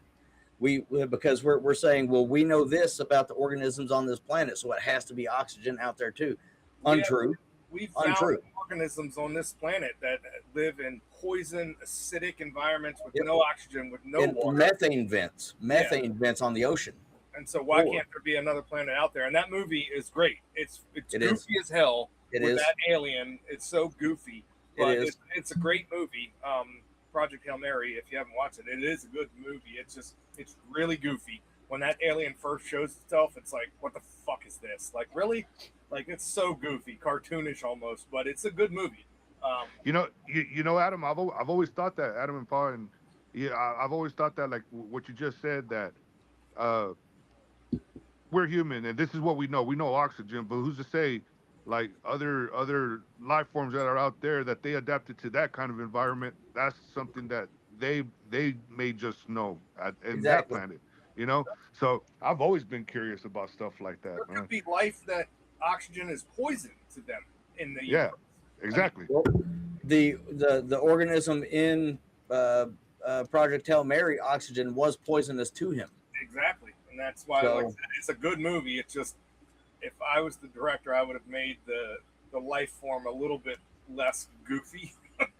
But sure, but I think they made it look like it did, simply to make it be like we don't know. Yeah. We have no fucking idea. And plus it's based on a book. Yeah. But y'all should so have a watch party while we get drunk, dude. That'd be freaking awesome. I'm all for that. And this episode of Bourbon, Beards, and Belvederes Tequila reboot has taken a strange turn. Yeah. Very strange turn. That's season 3 for you. Dude, I'm such a big fan of Coast to Coast with Art Bell. Old stuff. Great. Oh, dude, I love his stuff. And George Norrie. George Norrie's awesome. Oh my God, yeah. There are there's another host, and I cannot remember his name, but he's been on some shows that Paul and I watch pretty regularly. He was heavily involved in the Skinwalker Ranch, and Paul and I watch that show on a regular basis. I think Jerry jumps in every now and again on Skinwalker Ranch, or maybe he watches it every episode too. I'm getting fucking tired of that show. I'll just say that. It's great. It's been commercialized big time. It's all fucking rockets and lasers now. Very monotonous. Fucking rockets and drones. It's a good show. It's a good. I mean, that area of the Uinta Basin has been studied by our government, other governments. I mean, it's not like they made a show about it. I mean, Robert Bigelow, he was. It's all, a lot of stuff still classified on what was found in the 70s and 80s and 90s on that property. So there's something there. Something's going on that's weird there, and that show highlights just the tip of the iceberg, but it's so commercialized that all they do is fucking shoot like hobby rockets up in the air and wonder every episode why something doesn't go according to plan, and then they do it again the next week, and it's just like, come on, give us something. But I don't think they ever will. That other host that I was talking about, his name is George Knapp, and he he worked with Robert Bigelow with the National Institute of Discovery Sciences, and he's an investigative journalist. But there's Coast to Coast is the shit. It's the bomb. I've been a fan of that show for a long fucking time. But there's lots of unexplained shit out there, and that's why Paul and I do the Spirits and Secrets podcast, because we have questions, and we like to talk about those questions while we get drunk. Yeah, Raul, you'll have to join us for an episode. Dude, I love that. Have y'all got to watch the movie with the the one they made of Bob Lazar. What is it, S84? Is that what it is? I have not seen that. Dude, you gotta watch it, man. So he got with the director. I forgot the name of the director, but he literally, yeah, he literally reenacted everything that Bob Lazar went through. Yeah, I mean, to the detail of the spaceship and everything. It's freaking awesome, man. I got so into that, and I'm like, dude, there has to be some. I mean, this has to be real. I mean, who could make? I mean, he's been telling the same story for how many years? Like, and he hasn't changed it. Yeah, he hasn't changed one single thing. Yeah, Bob Lazar has seen some shit. I don't care what anybody says. There's lots of people. There's lots of people out there that are full of shit, calling into coast to coast. Yeah, and claiming this and that. Yeah, I got an uncle that said a lot of shit, but he was drinking too much Presidente, dude, at one point. So, yeah, he loves that crap. I mean, cheap as hell too. I've seen some shit. You know, there was a guy that my mom was dating. His brother went out into his backyard and recorded 3 UAPs in his backyard, UFOs, whatever you want to call them now, whatever the buzzword is, or the buzz phrase, whatever the fuck.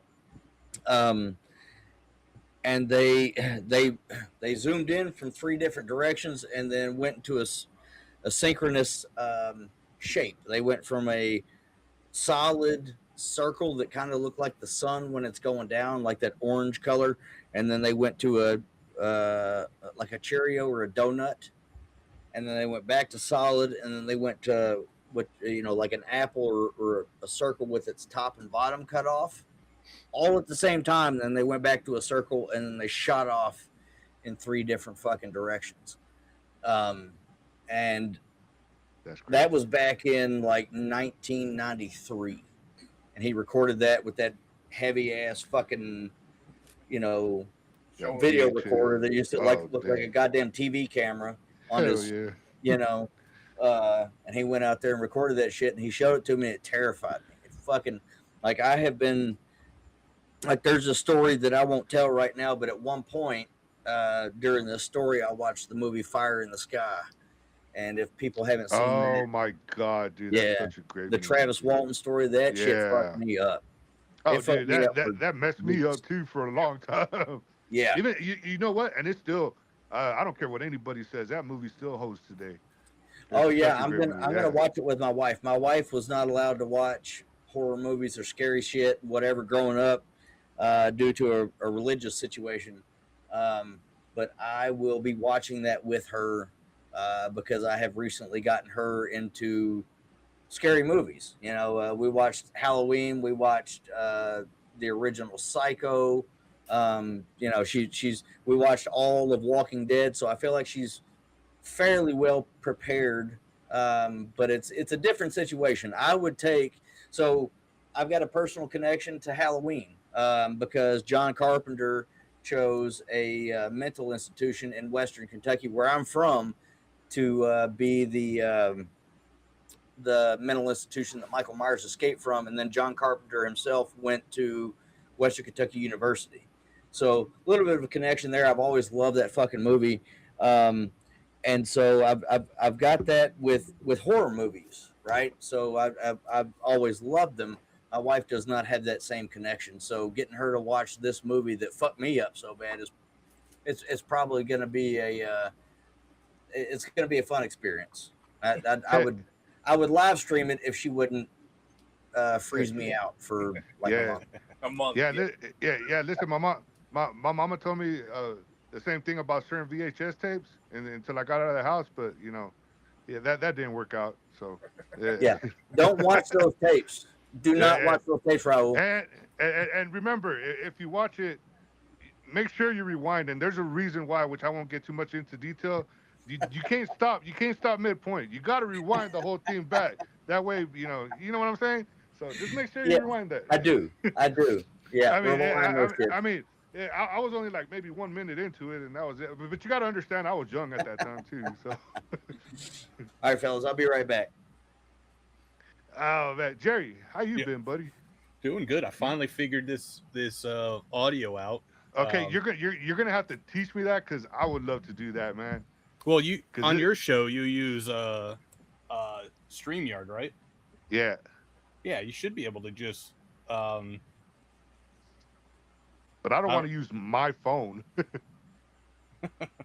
You know what I mean? I can't give out my number to everybody. I don't know. We don't use StreamYard. I have to look into it, but I'll look into it. Get back to you. But yeah, I kind of sent you a message with what we use. Nice. Yeah. So I'll definitely check that out. We use a video.ninja website, which is basically like a Zoom, and it connects to OBS Studio, which is connected to Restream. So it's a little bit complicated, but it's all free, and we don't have any watermarks or anything like that. And on OBS Studio, I could set like the scene and everything. So basically, what you see on YouTube is what, like, there's no editing needed, sort of deal. Hey, but so can they hear it now on YouTube? Did you check on that? Yeah. 'Cause a while ago you couldn't hear it. Yeah, I brought it up on my phone. You could hear right Nice, before you jumped on. Nice. Paul, what are you drinking on? I just finished off the green dot tequila, which was the Alma del Jaguar. was my favorite out of the blind pours that we did.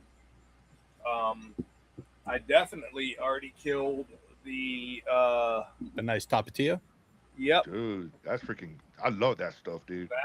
Have you, Raul? Have you had the 110 proof? I have not. This shit is good. I haven't had the 80 proof, and you know what? I think I got a sample of it that Jason sent me. Maybe. I was talking to him because he was going to come on, or I was going to have him come on for this episode and drink tequila. But I think he's out of town or on vacation or something. I don't remember. Yeah, he's on vacation. Because I got him some cigars, and I'm waiting for him to. I think he's gonna come back on the 18th.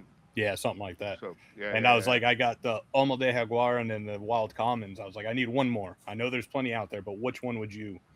And he said, throw the Tapatio in there. And Total Wine has it for like $85, and he goes, no, fuck that.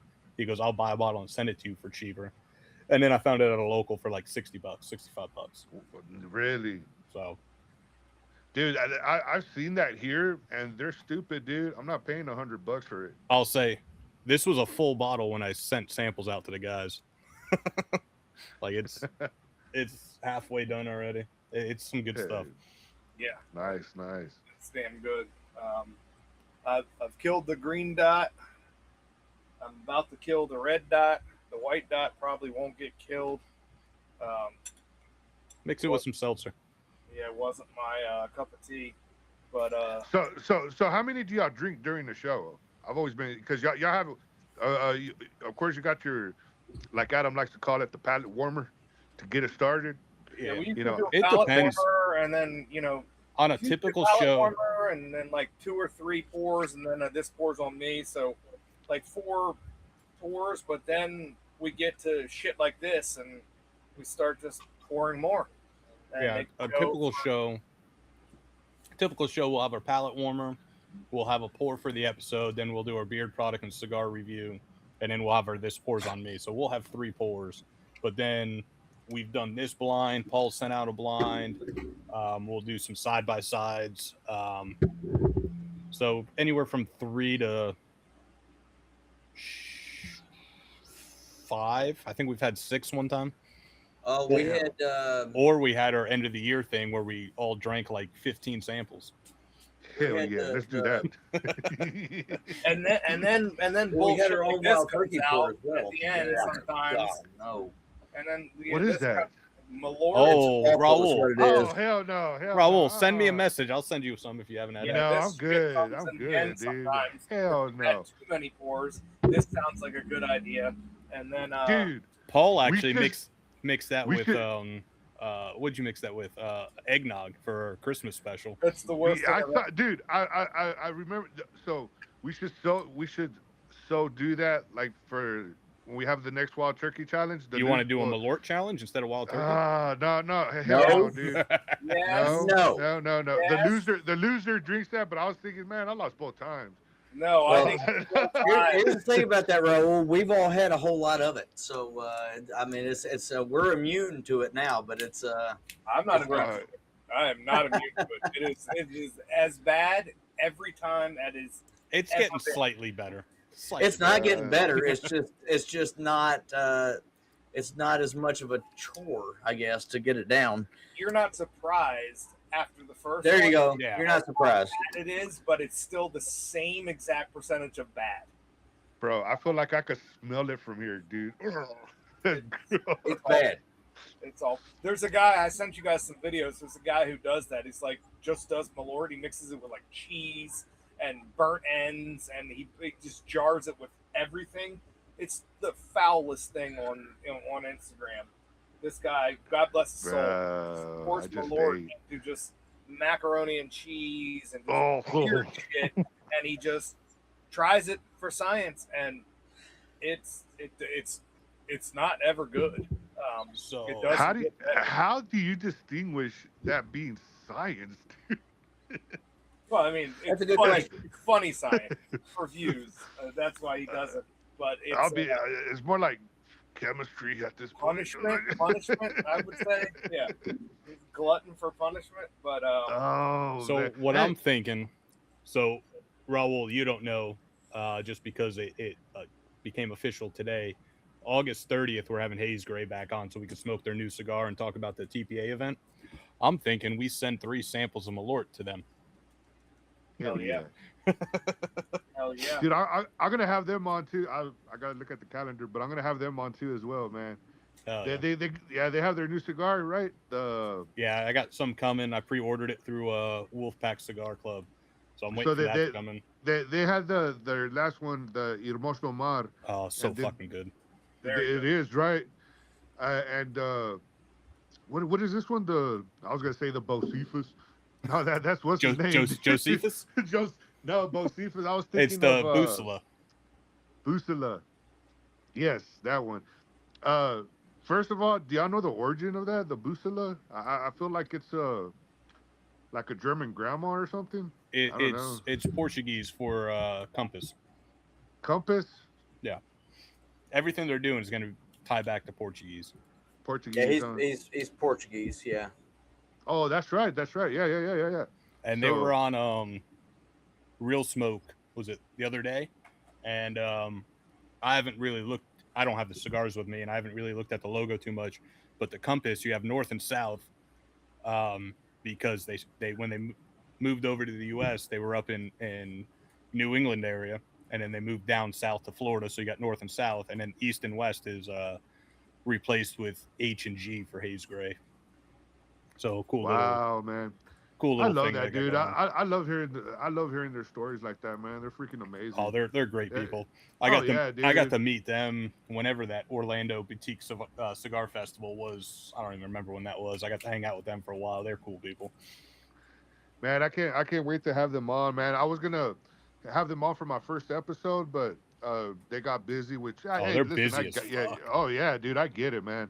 I'll never come in between a person and their hustle, you know. So go do your thing. We'll just revisit it, and hopefully this time will happen, man. I'm excited about that one. So, Busala, huh? It means compass. That's good Yeah. to know. Because some So of now- this stuff. now you can yeah. sound smart when they're on. Well, listen, man. For a long time, I'm a bad individual when it comes to like pronouncing names, obviously. But that Hermoso Mar, I said, dude, I feel like I'm one of the few people that can actually say that, man. Well, you give should have myself a heard the pat- three of us try to pronounce it. Dude, yeah. dude, and then the time that I was doing like an IG live, I completely chopped it up, dude.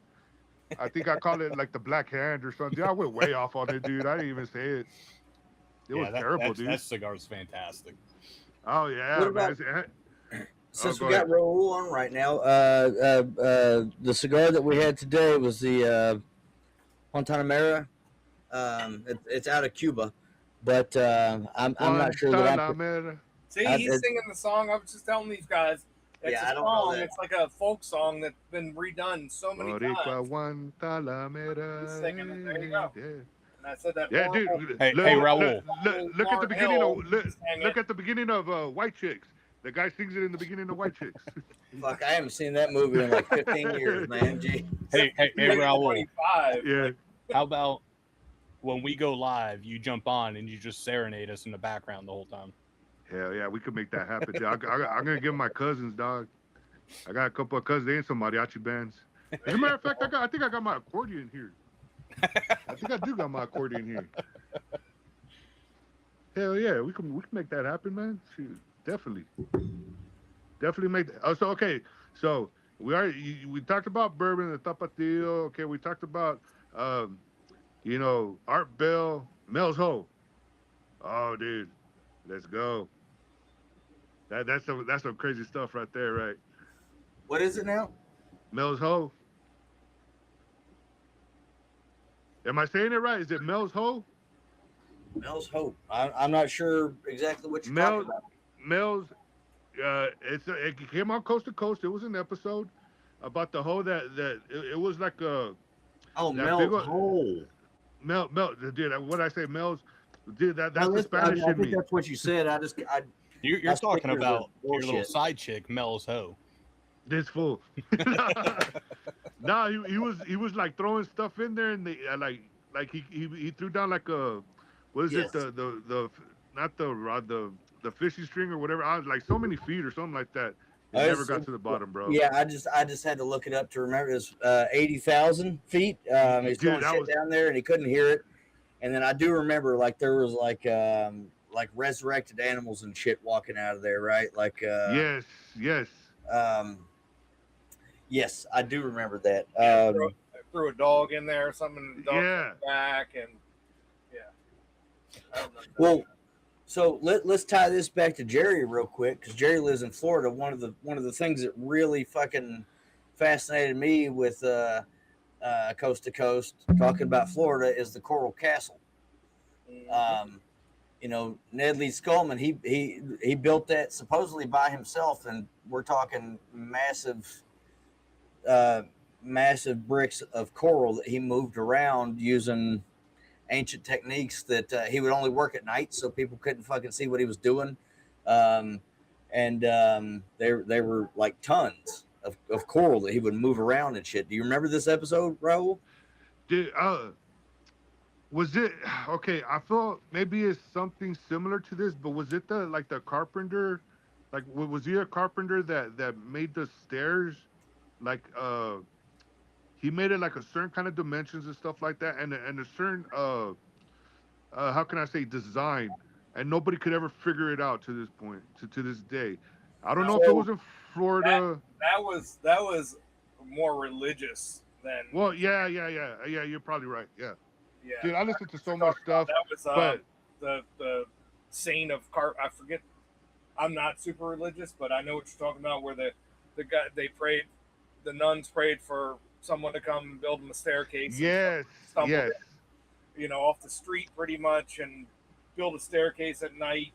No lumber yard ever got lumber taken from it, and there's no fasteners in the staircase, and it's still there to this day, and it's still being studied. I know exactly what you're talking about. I can't speak on the specifics because I forget where it was, when it was, that kind of thing. But that was more of a religious than a alien in nature account. I think I know what you're talking about. Oh man, dude. Okay, so keep going at him. First of all, Jerry, you got to go check that out. Go take pictures, send them to me. Okay, that's South Florida. That's over there by. You're scared to go. You're scared to go to the south side or what? No, it's a far drive.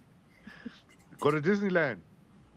Disney's closer. Disney's only about 2.5 hours from me. Get on the conspiracy theories about Disneyland. Don't even get me started. Oh, dude, it's crazy, right? Disney's 2.5 hours. The castle is like 5.5 hours. Dude, there's some crazy stuff about Disney because I could get into that, and then also I also want to get into the Antarctica stuff. Oh yeah. Man. Oh, dude, that's crazy, dude. Well, fucking Oliver Tree just got killed. Oliver Tree, yes. That did happen. That did happen.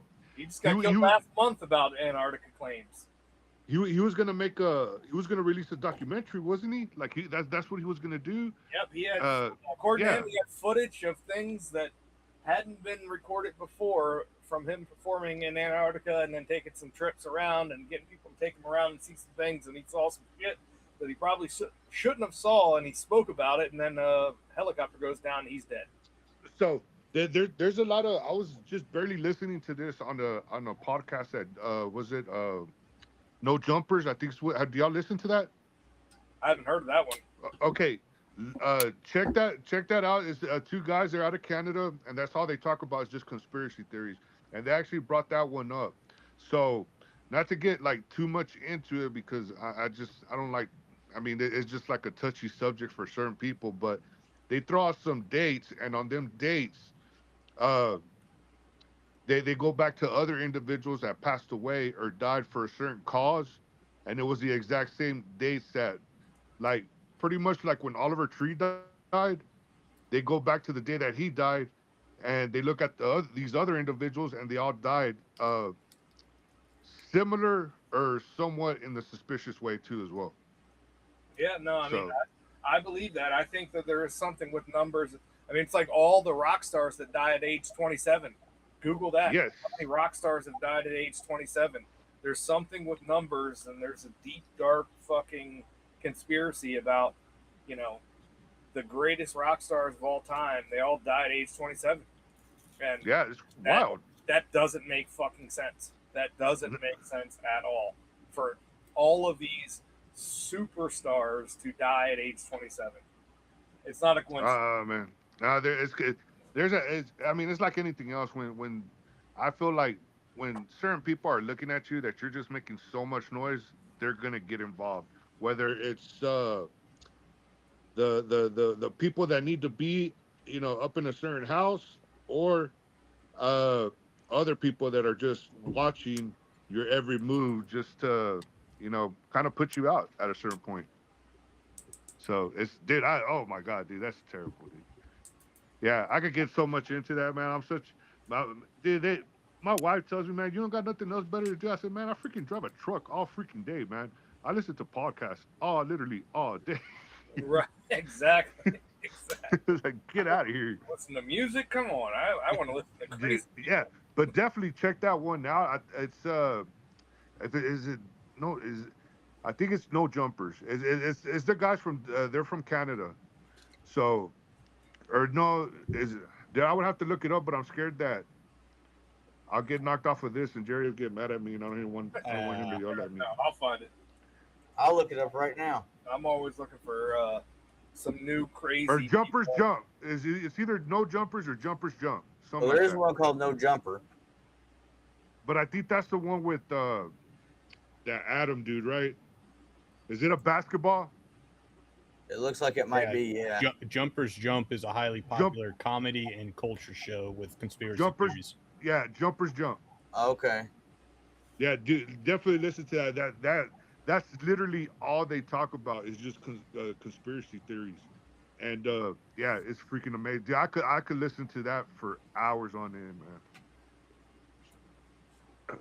All right, I'll be looking that up right now, or subscribing to that, I should say. But I just pulled up their IG, their first video, as a thumbnail of Epstein. There you go. They're talking about things we want to hear about, if that's the case. So. Oh my God, dude! Stay away from the baby oil. Shoot. You know what? freaking Puff Daddy literally jacked up baby oil for me for the rest of my freaking life, dude. I just cannot. Every time I go by that Johnson & Johnson, no, man, I'm scared that I'm gonna end up laying like face down, ass up, man. You had to dump your whole collection, didn't you? Yeah, I literally did, man, and I was using baby oil, dude, and I was like, no, for real, man. Like here, when all that stuff happened, right? When Diddy got caught, I was like, man, this fool, I'm gonna have to throw away my baby oil now, man, because of this guy. I'm never gonna be able to use that again. That's right. That's it. He messed that up, man. I went to Jergens, like if that was any better.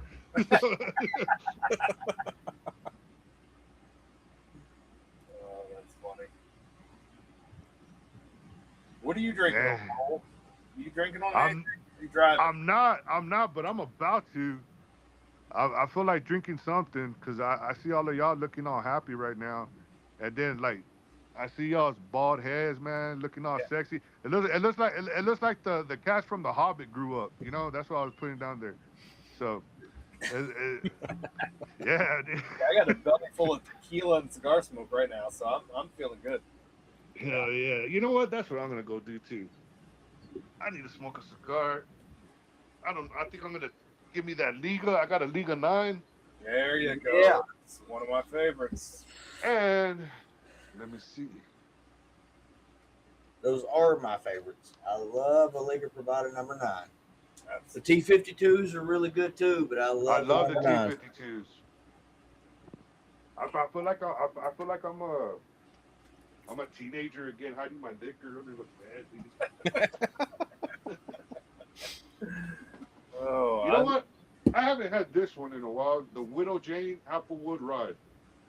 Oh yeah, it's been a while. That. Yeah, it's been a while, man. I haven't had that in. It's been a while since I've had anything Widow Jane. Yeah, man. Widow Jane's fantastic. She's a bad bitch, dog.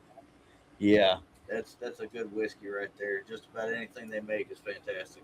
In fact, I can't say that because I've never had anything that they did make that wasn't fantastic. Yeah. I'm gonna have a little bit of something else myself. Yeah, I'm done with these tequilas. I've actually drank through the pours, except for the white dot, and that's probably going to sit there for a while. I did not like that one. I drank 2 2/3, but I'm gonna switch it up to this. I got not full bottles, but 4 bottles in front of me. I'm switching up to this Rebel Reserve that we had on last season that I rarely get into. The one that has the Shit. half the cork floating in it.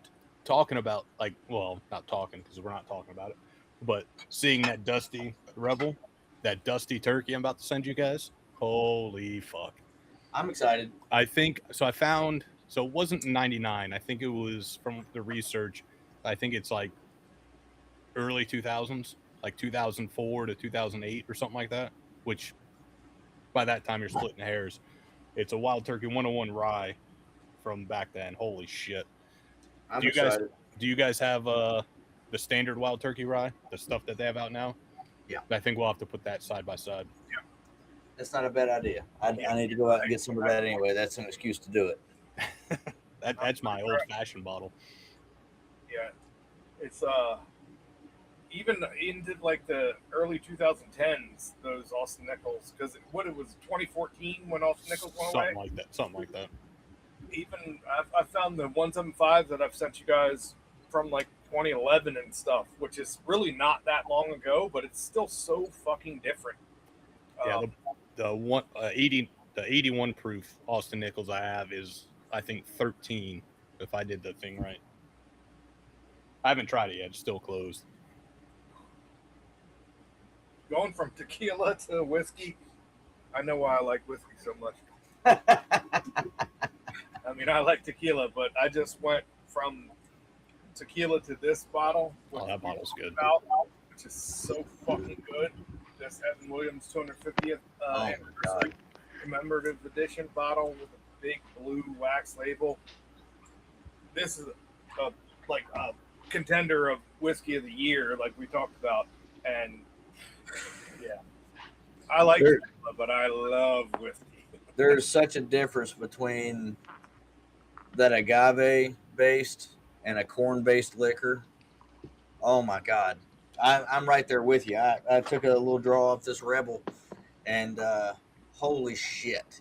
I'm a fan of tequila. I am. But I got to be in the mood for it. Something that I can drink nearly any fucking time.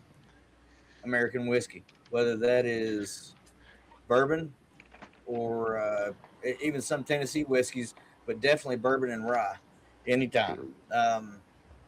Just great. Raul, what'd you get there? So I got the Widow Jane. The Widow Jane. Oh, that's right. That's right. I was gonna ask. So I know Jason's explained it to me, and Of course, I never remember anything. But the Hoven, what is that? The what? The Hoven? I don't know. I don't know much about. Like, I know a little bit about tequila. I don't know the ins and out like he does. Yeah, man. Because I mean, Hoven is just what, like Spanish for what, Young. young? So is it like a younger, like a? I guess it's not aged all the way, or what? It's a blend of unaged Blanco with an aged Reposado. Reposado, right? Yeah. So it's a blend of Blanco and either Repo or Anejo.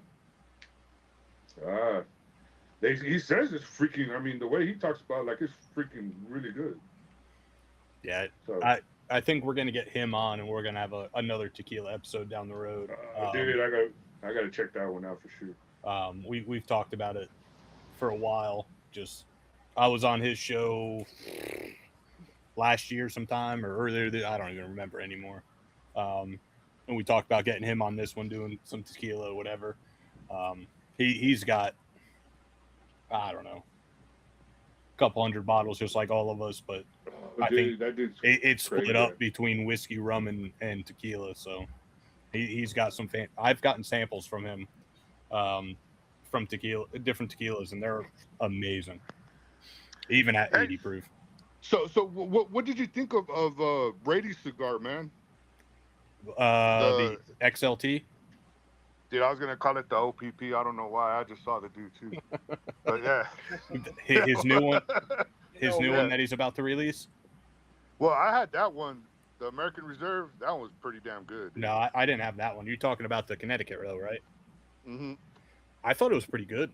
I'm not a big Connecticut fan, but it had enough punch behind it to keep me wanting to go back to it.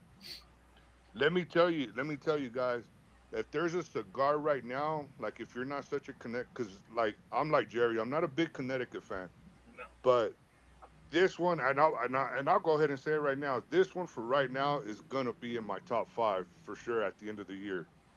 When you smoke this Connecticut, it has that kick, almost midpoint, like almost like a Maduro, but not quite there, but you can almost taste it like that. Is the San Jorge Cigar de Elegante. Dude, his Connecticut is probably the best Connecticut I've tasted in a long, long time, dude. Definitely got to check that. San Jorge, his name is Carlos Wild. I just did an interview with him. He's out of San Antonio. Okay. Great dude. But San Jorge Cigars de Elegante. He also has another one called La Sombra. And then actually, dude, all of them are bangers. La Sombra, the Connecticut, the Elegante, and then the other one, the Legado. Freaking amazing, dude. All right. I pulled it up. We'll look into it and we'll grab some. Dude, I'm telling you, dude, that Connecticut, I got to give me a box of those, dude, for sure. I already told him. Or just give me a whole freaking bundle, because they're that damn. I'm serious, dude. They're that damn good. Shit, talking about that, have you smoked the Crown Head Moonflower yet? I have. What'd you think about it? You didn't like it. Dude, you didn't like it as much as Sean. You're kind of really putting me. No, I mean, it's good. I'm not gonna say it's not. It's good. I'm just not like. I mean, you get like a lot of them floral notes, and I'm just not a floral person, man. I mean, I don't even send my wife roses on Valentine's Day. You're a floral person, just not you don't like it in your palate. I mean, come on, man. I don't even send roses to my wife if she gets mad at me. No, I'll agree with you that it's definitely. I got a lot of citrus on it. I could see some floral, but to me, it had it was balanced with the black, like it was like a pepper spice throughout too. Yeah, I mean, listen, it's a great cigar for like either the morning or the evening with a good cup of coffee. I'm not going to deny that. Great cigar. Is it an everyday cigar that I would probably smoke? Probably not. I mean, but that's not to take away the fact that, I mean, it is a great. I love the hell out of the cigar, and John Hubers makes some freaking Yeah. amazing freaking cigars, dude. So I mean, he just literally knocks it out of the park with every single cigar that he comes out with, and he did knock it out of the park with this, but and guys, again, this is just my opinion, so everybody's opinion is different, and I don't want to say, oh man, Raul don't like Crown Heads. No, dude, I freaking love Crown Heads. Probably one of my favorite brands out there, man. It's just for me, like I said, it was a good cigar. Maybe because it was so hyped up, and when I feel like something is just so hyped up, and then you get to it, you expect for that certain hype to just like literally knock it out of the park, Yeah, that's like that. That's the same thing in whiskey. Like this new release is hyped up like crazy, and people buy it, and they say it's the best thing you tried. It's okay. I don't know. I thought it was pretty good. I liked it. Yeah, no, it was great. I mean, I enjoyed it. I don't. Same thing with whiskey or tequila or rum. I don't really have like a daily pour or daily smoke like a lot of people do. For me, it's just whatever I'm in the mood for, or most of the time it's whatever I'm grabbing. So I don't really have like that. I go to this cigar every day if there's nothing else I want to smoke. So, hell yeah! I Listen, like, man, like I said, I like how it has that citrusy, florally note with that pepper. Yeah. Like your Mauch de Mar has that like sweet like dessert bakery style. note. Yeah. So it just depends on what I'm in. I don't really have like a daily smoke cigars per se. So I'm glad I bought a 5-pack. So I'm glad I did. I got to get back into it, smoke it again, and just see how it is. Again. Yeah, and I mean, I got like 4 of them, and I got like 1 left. I mean, I enjoyed them. I think maybe because people hyped it up, and that's my fault too. When I see like a lot of people hype it up, I get all excited for it. Of course, obviously, I'm a big cigar smoker, so of course I gotta go have it, because when I was younger, I couldn't get all the toys that came out because I just didn't have a job. They didn't let me work. Well, in some areas they did, at 12, 13 years old, but there's laws against that. But either way, but when stuff comes out now, it's like, man, you want to grab it, you want to get it, you got to have it, So I think they just hyped it up so much that I expected for it to be like, wow, dude, like, and don't get me wrong, it was wow, but yeah, I think it was just the hype, man. That people just hyped it up too much for me, And again, that's not. I love the cigar. I love it. I want to make that clear. I really do love that cigar. It's a great cigar. It's for me. I just got out of, man. Like you said, a lot of them citrus and floral notes, man. And I'm not a big fan of that. Like I could. Of course, obviously, I'm gonna smoke the cigar because I paid for it, and I'm gonna get my money's worth out of it. So I'm gonna smoke it. But it was a great cigar. I mean, I enjoyed it.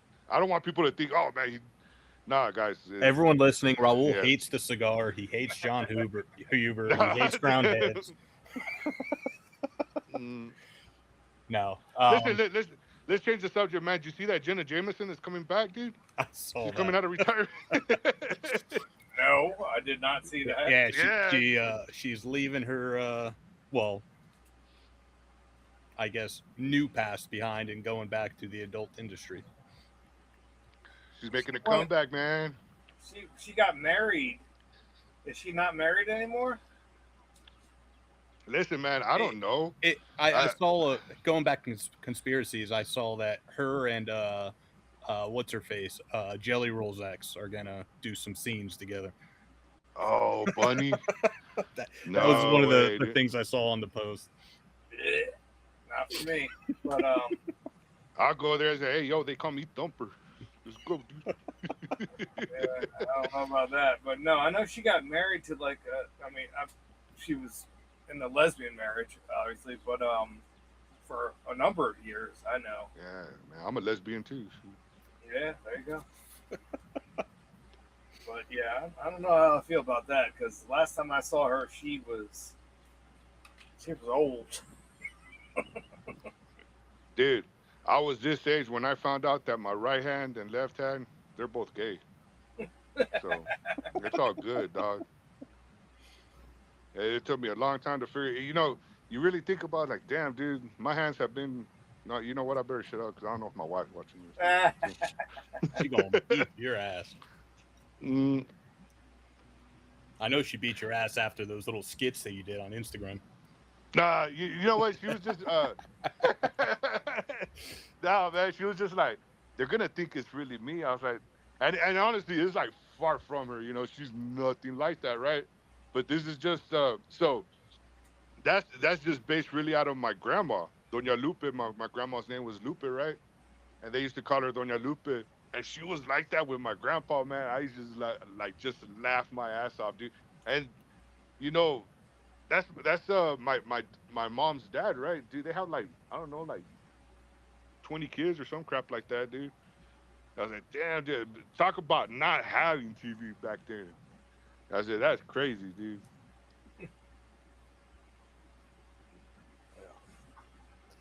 Dude, we totally got off the show. I'm sorry I messed up that show, dude. Like If you didn't do it, we would have done it anyways. We went from tequila to CERN to space to flat Earth, the porn stars, Sasquatch, dude. Jenna Jameson, Cigar. We've been all over the. Yeah. Yo, guys, let me tell you a story, man. This was fun. And listen, God rest his soul, because he's my uncle. But my uncle was really not all there, right? I mean, he was just one of them. He was just one of them people. He would just go like from house to house. It's my mom's older brother. Love the dude, man. He's such a great guy. I mean, the guy was so nice. I mean, he would literally give his shirt off, his back kind of person, But I would love just sit. I would get him like drunk. First of all, don't try this, guys. But like, it's kind of jacked up, right? I mean, but I love spending time with him because of the stories that he would tell when he was drunk. Because I could just smoke a cigar and listen to the stories, and you're talking, and I'm saying that to say this because you talked about Sasquatch, right? And I'm of course, conspiracy, dude, like Sasquatch, all that. I started talking to him, and then all of a sudden, out of the blue, he takes a sip of his whiskey, right? He's like, Mijo, he says, dude, I know that guy. And I look at him, I was like, what guy? That dude, that hairy guy. And I was like, what hairy guy? I said, and I was like, my Uncle Rene? He's like, nah, he goes, the ape-looking guy, the Sasquatch? He said, yeah, man, we're best friends. Guys, the dude was being serious, right? Like, I was looking at him, and he had that serious look, like, he's like, yeah, man, anytime you want to interview, man, let me know. But I can't just call him. So what I got to do is go set a fire. It's like, dude, you can't go set a fire like in one of the parks, dude. What's wrong with you? He was like, well, that's the only way I could get him. That's literally the only way you're going to get anybody to come out, dude. What are you talking about? So yeah, he had that serious look like he could give me an interview with Sasquatch, man. And Do it. Let's do it. And I was like, and I got to thinking one day, and my mom was just there in the back. I could hear her just laughing. And but this is the same guy that says that he was the bodyguard for Queen Elizabeth, but she had already died like a year ago, dude. Like, dude, for real. That they at one point he was a prime minister, but I mean he was that uncle, he wasn't really there. But I just loved talking to the dude, man, because he would come out with so many of them stories. But going back to Sasquatch, man, that is crazy. How do y'all really feel about that, knowing, besides the Patterson tapes, right? Besides all that, what do y'all really think about? I mean, because is there bones out there? Or maybe there is, but we just don't know about it. I mean, how do y'all really feel about that? So, I mean, the guy in 2024 got the bones. He's got the DNA. He's got the Sasquatch in the glass case, sending it all off. It's all confirmed. It's part, like humanoid, part ape. Whether you believe that or not, I really don't believe that. But I'm on the fence on the Sasquatch thing. I think that it's mythical. I think, if anything, I don't think it's a real animal. If you want to believe that there is a Sasquatch out there, I think it's probably some kind of alien, interdimensional, so type of deal. Because if not, why haven't we found it yet? It has to be interdimensional because it's blurry. Yeah. So Raul, what's his name with Katie Cigars? Mark. Yeah. Did you see the thing when he was on Real Smoke? Mm-mm. So Somebody was telling me that. Somebody was telling me about that. he says he has he had well, not really an interaction, but he had a run-in with a Sasquatch while hunting, and I guess he was a I'm trying to remember. I'm going to fuck this up, but I think he was some kind of like animal biologist before he got into cigars, like the cigar business. So I guess he was able to get some hair or whatever, and they sent it in, and all it came back was like unknown primate. Shut up, dude. So that might be a BBB/Spirits and Secrets episode. We'll get him on. We'll smoke his cigars and talk Bigfoot. Dude, I'm telling you, I got some uncles that look like freaking Sasquatch, man. Dude, they're some ugly fools too, dude. That's the problem with Sasquatch. So as everything comes back unconclusive, unknown, blah blah blah. Nobody sees it really. It's always blurry. Bears do stand up, when they're threatened. Like it's, I don't know. I mean, or even that they have portals, right? That they go through portals. That's why they're like so quick. All those those state park portals or whatever. Yeah, the one and that's why the state parks are there, is because we designated them around the portals because we've known for 200 years where these portals were, blah blah blah. There's so many different conspiracy theories. So, do you listen to Sasquatch Chronicles? No. Dude, oh my God, you gotta listen to that Sasquatch Chronicles. Yeah, I definitely will. I know that's an amazing, like, it's that's another podcast like I could listen to for hours, man. They talk about like real people that have had encounters, and they talk about, like, oh dude, it's freaking wild, man. Some of the stories, dude. Just don't hear it at night though, because some of them will scare you, dude. Yeah, no, I would love to encounter a Sasquatch. If it kills me, it kills me. Really, dude? Yeah. I wouldn't, man. I'm out in the woods sleeping without a tent. I want an encounter. If it takes me out, then hopefully, like, that's some evidence to figure it out. I think I don't know. Sasquatch for me is a weird one. I think if anything, it's one of these timeline jumper type of things, and maybe like lost in history type of Neanderthal / ape creatures that might have. I don't know. It's hard for me to wrap my mind around Bigfoot. There's no dead, like when they die, like why can't we find the bones? Why can't we find their bodies? Like Bigfoot's a weird one for me. Because they don't die. Yeah, because they don't die. They just go into a different realm and die or whatever. I mean, like I said, there's that one guy 2 years ago who has a body. Won't let anybody cut it up, but he takes samples off of it and sends it out, and it always comes in inconclusive, which, I can go out in my backyard and find some hair and send it in. It's going to come in inconclusive too. It's Jerry. Exactly. It's Jerry. El Güero Loco. Dude, Adam, you have a tattoo right there on your head? I do, yeah. What is, dude? I'm telling you, this guy's like a gangster dude from Kentucky, dude. Let me see. What is it? What does it say on the side, Adam? So I don't know if you can make it out. It's a rose. Is it a rose? No, it's a. So there's a backstory to it. A friend of mine who, if you can see my tattoos, either he did them or he touched them up or covered them up for me. He died a couple years ago. He had a very rare form of stomach cancer. And sorry to hear that, man. Yeah, thank you.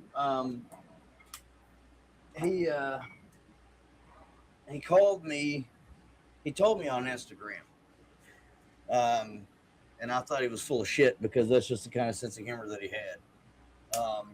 And he called me one day, and he was on his way to. Well, there is a rose, but it's a rose, a tattoo machine, some filigree, and a banner.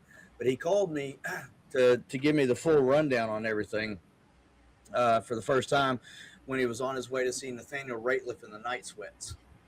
And they have a song called Son of a Bitch. And the song is about detox, right?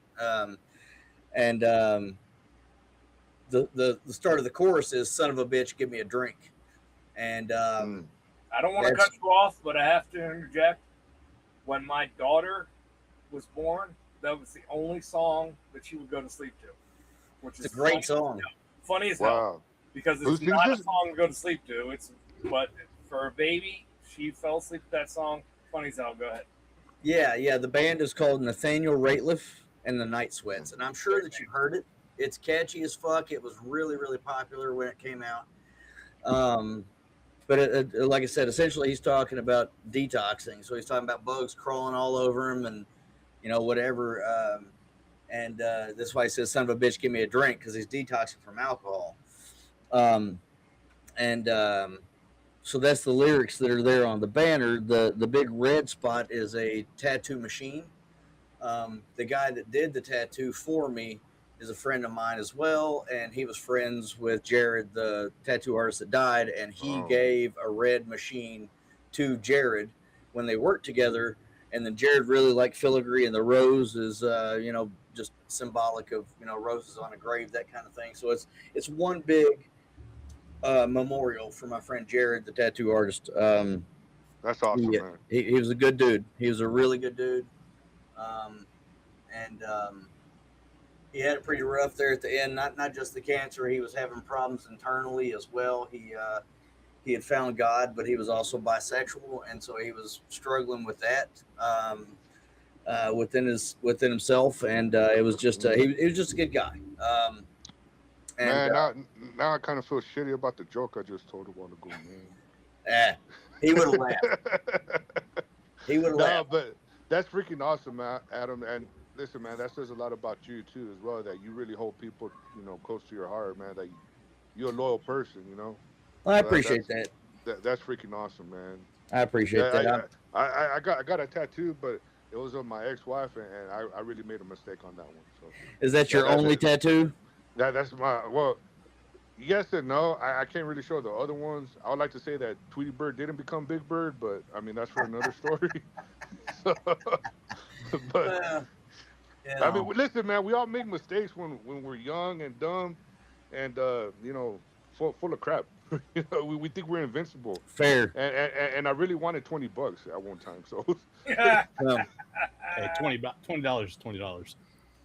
I've got a lot of my tattoos that he covered up for me were tattoos that I did myself. It's just, thankfully he was there to cover them up and make them better. My favorite tattoo was done by him. If you've ever seen the movie A Christmas Story, with the leg lamp. Yes. So I've got that on my ribs right here. That's my favorite tattoo.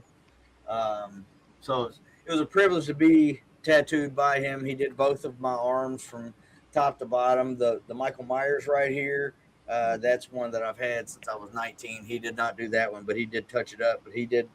And then this one right here, this heart that can barely be seen on the camera, I did that one, but he touched it up, and then he added another identical one to it and just straightened me out from top to bottom. So, good guy. He is, man. Listen, man. El 16 de septiembre, September 16th, Adam, the Wildcat Bowman, is going to go face-to-face with Connor, the notorious McGregor. I swear, dude, I feel like, dude, I would so put my money on you. Dude, you got to kick his leg, dude. Kick his leg. They both have bum legs, so it'd be a good fight. I've got two. He's got one thrice bummed, so no, he's got one twice bummed, and then a new one first bumped. Yeah. And the reason we're doing it on September 16th is why, guys? September 16th. You tell me. Mexico's independence. Oh, okay. So, Okay. that which had nothing to do with what I just said, but it sounds pretty damn cool. An Irishman, and what are you? Oh, I'm a mutt. A little bit of Mexican, so that's why I threw in that 16th of September. A little bit of Spanish. A little bit of Spanish. Not Mexican. Spanish. Oh. Yeah. Yeah. I got offended when you said Mexican roll. Dude, listen, man. I had a buddy of mine that says that he was talking to this I don't even want to say this Oriental individual, right? And he says, "Man, I got some Oriental in me." And the guy turns around, "You want some more in you?" He said, "Keep talking your shit." I was like, dude, I think little Jet Li could take you, dog. You better watch it. Now I've got my niece and nephew. Their grandmother is Mexican and Japanese. Her father's from Mexico. Tangentially, I've got a connection to Mexico, but there you go, dude. It's just a little bit of Spanish that I've got. The rest of it is all European. So.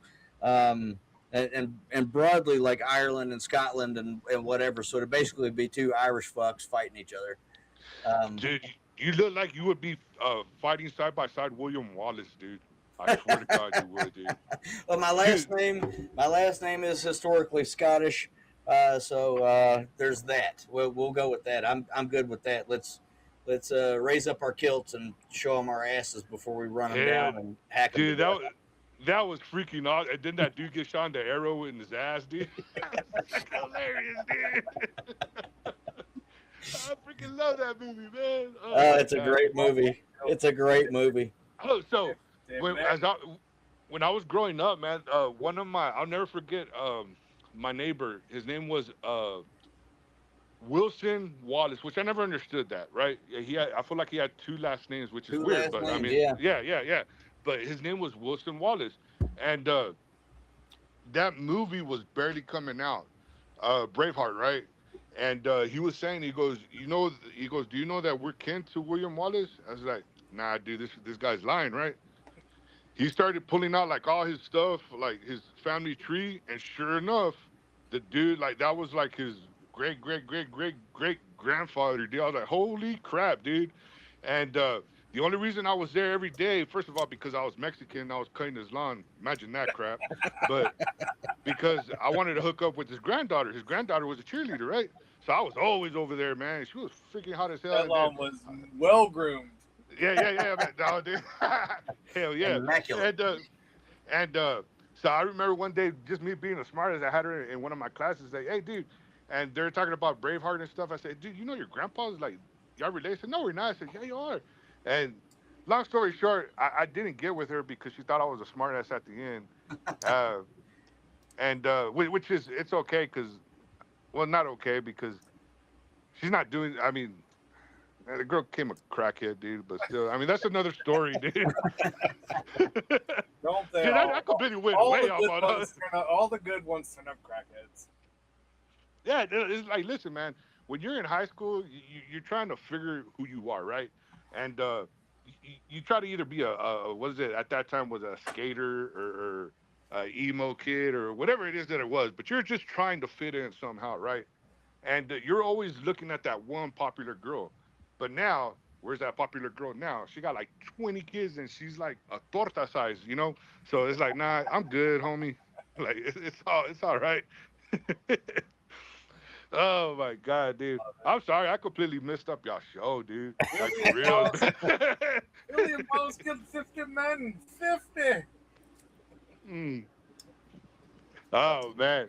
I do have a connection to that. Like I did an ancestry thing through the Latter-day Saints. They have an ancestry.com type situation, and I don't know how accurate it is.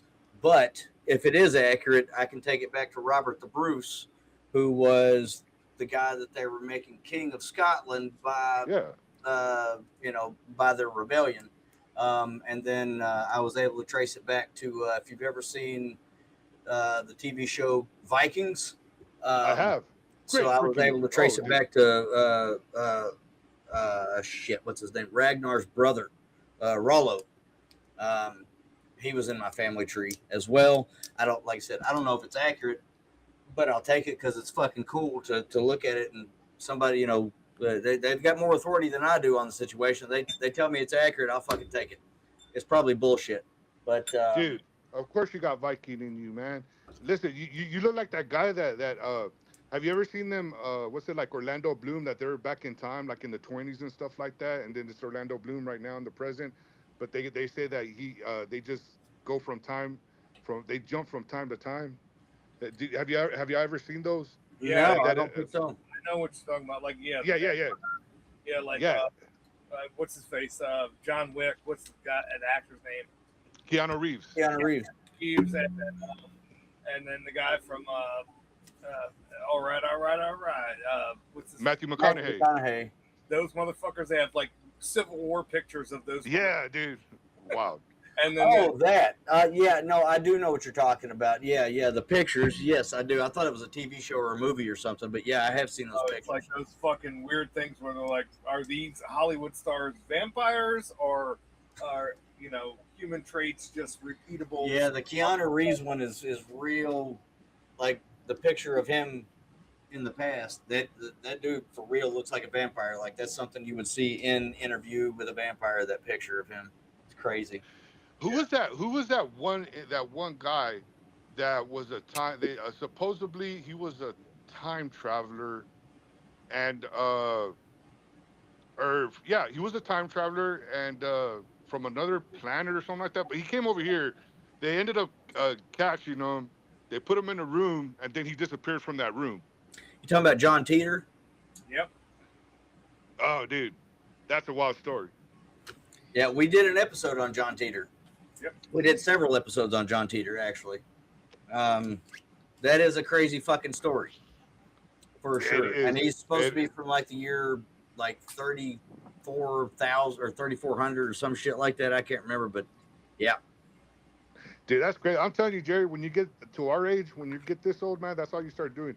Conspiracy theories and drinking whiskey and growing beards. So, I don't know. I'm just Jerry's got 2 of the 3 down pat.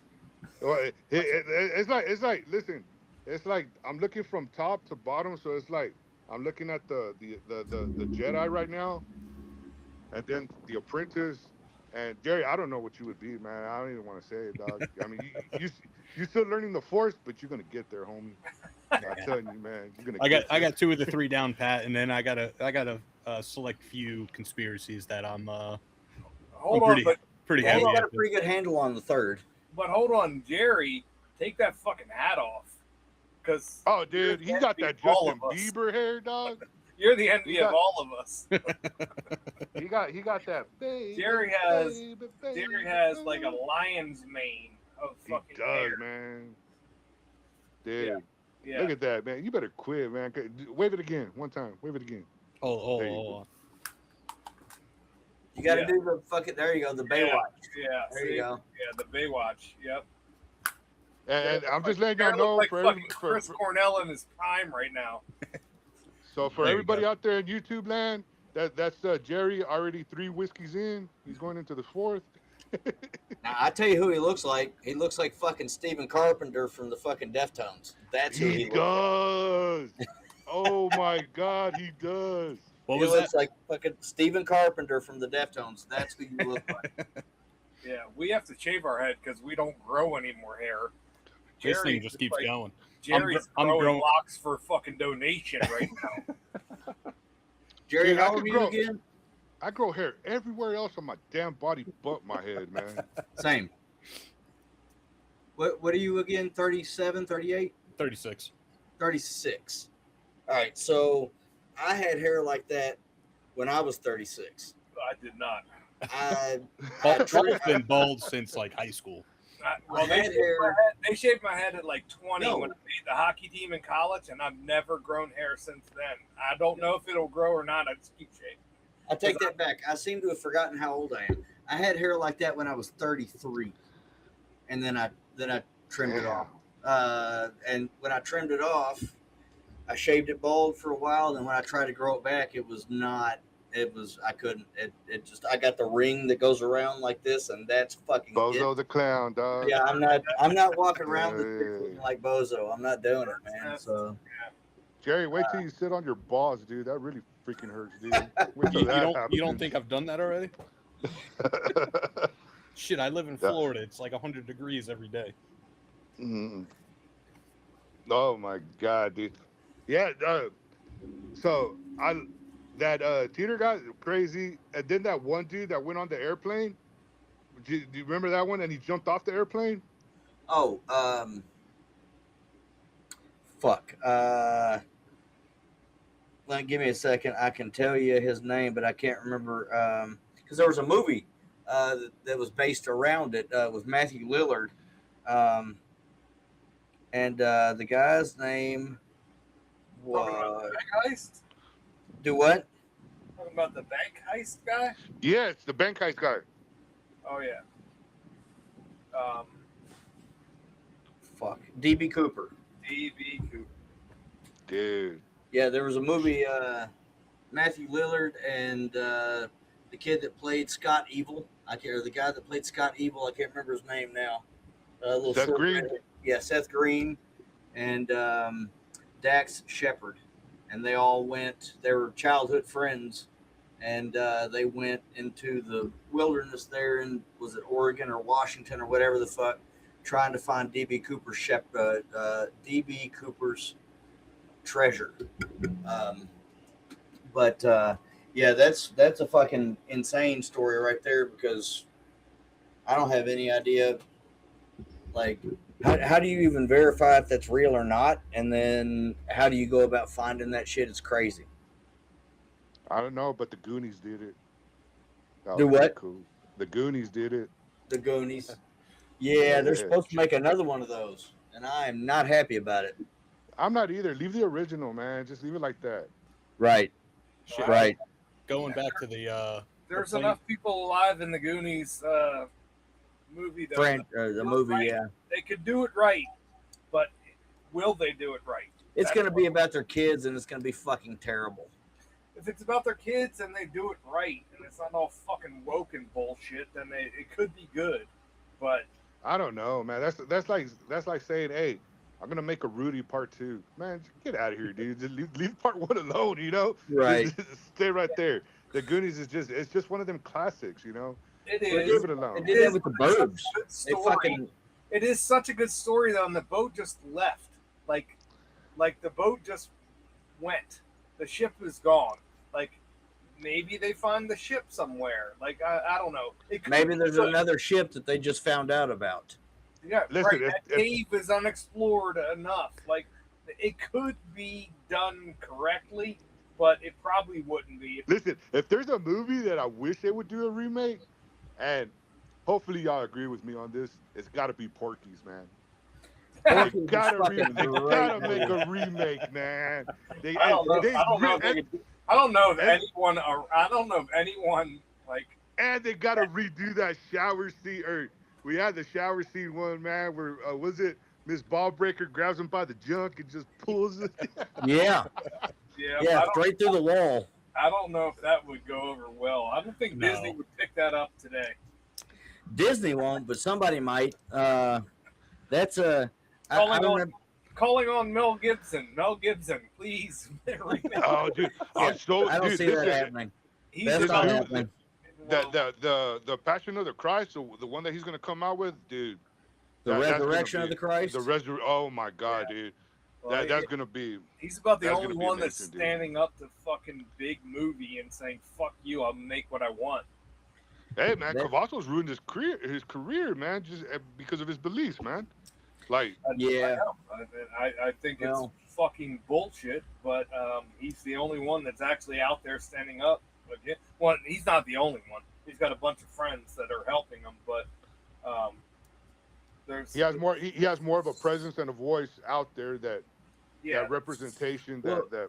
Just look at the fights last night. Look at the fights last night when he was standing there next to somebody. I can't remember. Whenever they showed him in the crowd, and they were like, Mel Gibson, Academy Award winner. I mean, they were like, it's fucking They focused on him. They focused on his achievements within the film industry itself. I mean, they could have said Mel Gibson, crazy person, but he and Joe Rogan, they think a lot alike. Joe Rogan's part of that, and fucking Dana White is. I very much agree with most of what he has to say too. So I'm not surprised, but still, they focused on that, which I thought was cool. Well, listen, man, you got to be a little bit crazy, and when I say crazy, man, is Kanye West really crazy? I don't really think so. He's not. I don't think he's crazy at all. I think he's been telling the truth, people. No, he's some crazy. He's some crazy. Like, so for instance, whenever he said George Bush doesn't care about white people, okay? So George Bush doesn't care about black people. Here's what's crazy about it. It's not what he said. It's just the fact that he just blurted it out right there. That's how he said it. Yeah. That's the kind of crazy he is. But he's like, he wasn't wrong. No, yeah. And listen, I know he's crazy smart. I may get a lot of I may get a lot of backlash from this, but guys, there's some kind of truth to it. It's like when Trump said, the rapist and all. It's like, guys, he's kind of not wrong on this, but it's just the way he said it, and I get that. The way he said it came off a little dick, So the way he said it is he said it, and that's the problem. Is nobody's said it before, and we need to normalize saying it. Because the thing is too about that is you said he came off kind of like a dick. Well, I mean, is there really a right way other than sounding like a dick when you're talking about that kind of shit? There's not, and I always tell people this, and I put it into this perspective to them. I worked at the federal prison for almost 8 years, and part of that time I was in charge of immigration. So when people from other countries they come in with a clean slate. They don't have nothing that you could find when they're here. But it's not till the person like myself that I'm having to make the calls to the Mexican consulate or the Colombian consulate is, hey, can you send me their paperwork? Dude, there's 3,000 inmates, guys, and this is what I tell them: 3,000 inmates, and this is just a prison. 3,000 inmates. Out of them, 3,000 had major crimes. Maybe out of 3,000, maybe out of that 3,000, maybe about 420 out of 3,000 were actually legitimately coming here just to make a better life for themselves. Now, if you put it in perspective, that's just a prison, guys, with 3,000 people. Imagine the whole world now. It's wild. It's wild to think, and that's just the truth. Now, I live 13 miles or 11 miles away from the border. Do I want people coming over here illegally? Absolutely not. And why? Because I got kids, man. I have kids that I got kids. I got a family that I want to take care of. And and what a lot of people don't see is like other countries, especially Mexico, has one of the strictest immigration laws, man. They don't even take people from Guatemala or El Salvador. They're sending them back to their own places because they don't want them there. They sure are. So come on, man. Especially El Salvador. Those guys. There's a huge gang presence in El Salvador. And I wish, you said, I wish you live in a reality that I wish a lot of the country could live in, just for, a month or so, just so they can get a good grasp of what it's like, because, a lot of people give Trump shit for his immigration policies. I voted for the man 3 times because of the immigration policies, and it's not because I don't want immigrants to come here. I want them to do so the right way, because then we can vet them. We can reach out to those other countries step by step and make sure that they're not coming over here with heinous crimes. And if they are, we send their asses straight the fuck back. Yeah. Whatever country I don't care if they come from England or if they come from Mexico, or if they come from, I don't give a fuck where they come from.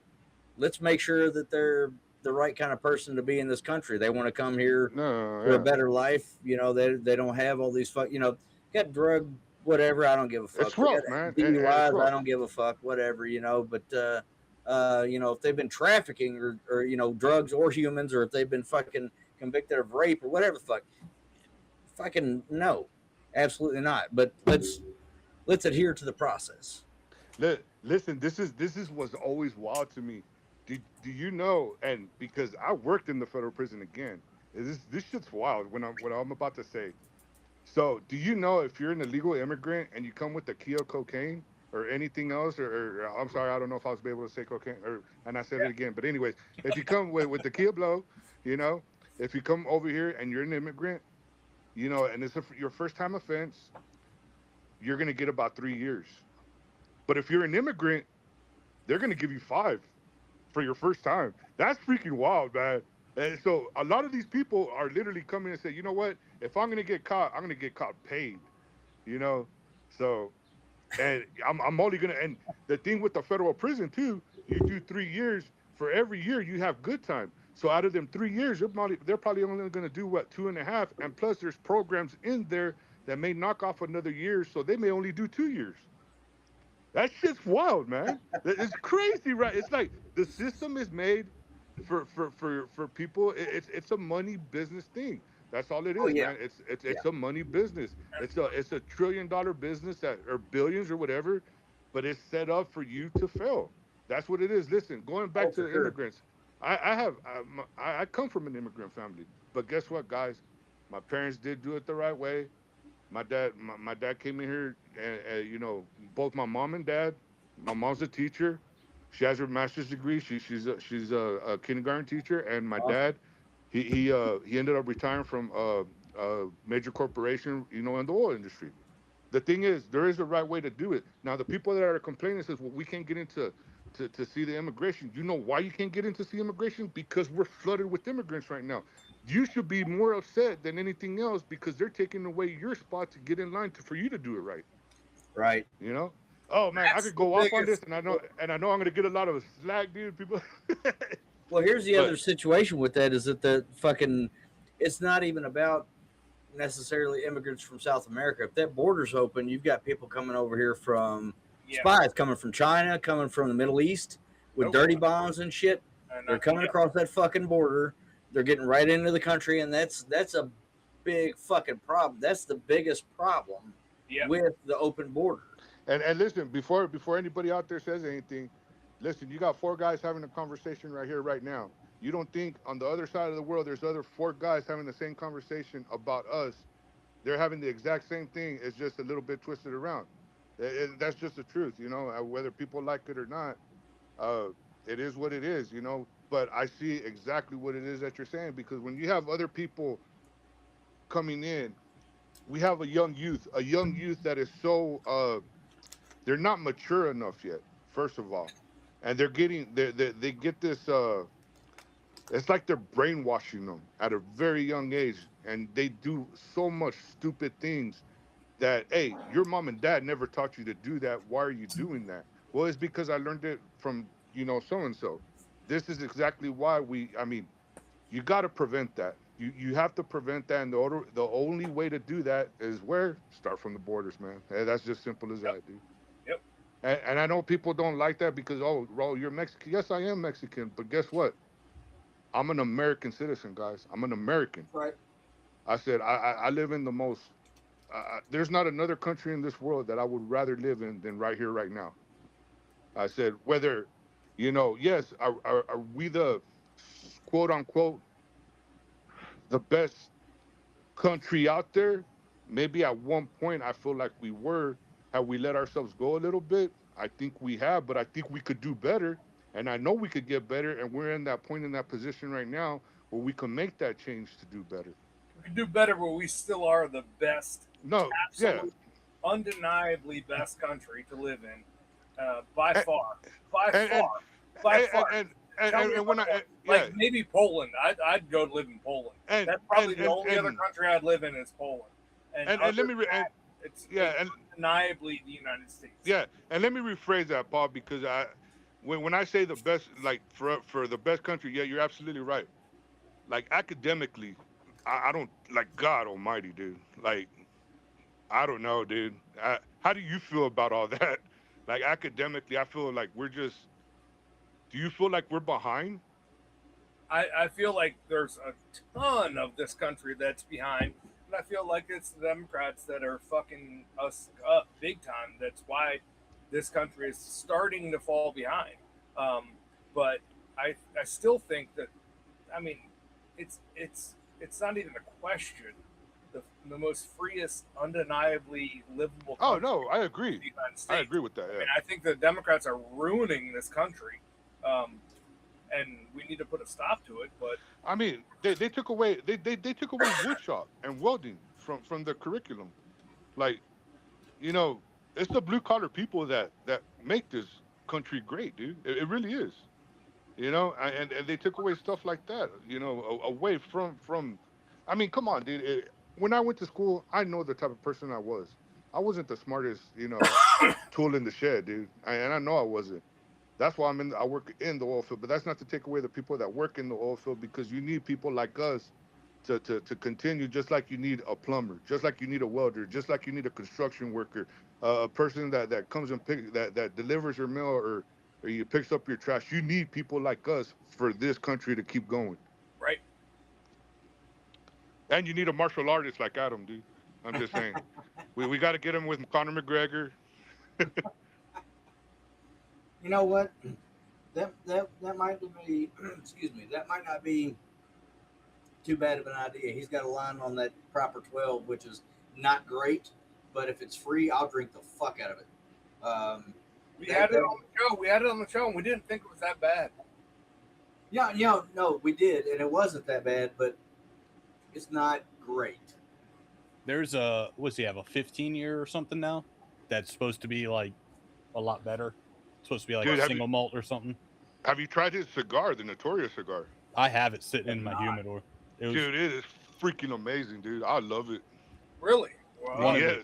One of the I don't even remember how long ago it was, but Angel, one of the lives I was watching or something, put up a 5-pack and I was able to win it, and that was a part of it. I haven't smoked it yet. It's been sitting there. I eye it every time. It's a sweet looking band. His cigar is freaking. I'm like with everybody else. When it comes to celebrity endorsed cigars, not such a big fan. Of course, Mike Tyson, bro, Gurkha, come on, get out of here. No, dude. And first of all, $30, whatever, Yeah, dude. no. I ain't paying $30 for that. But you got people like Guy Fieri that comes out with the knuckle sandwich, kicks it out of the park.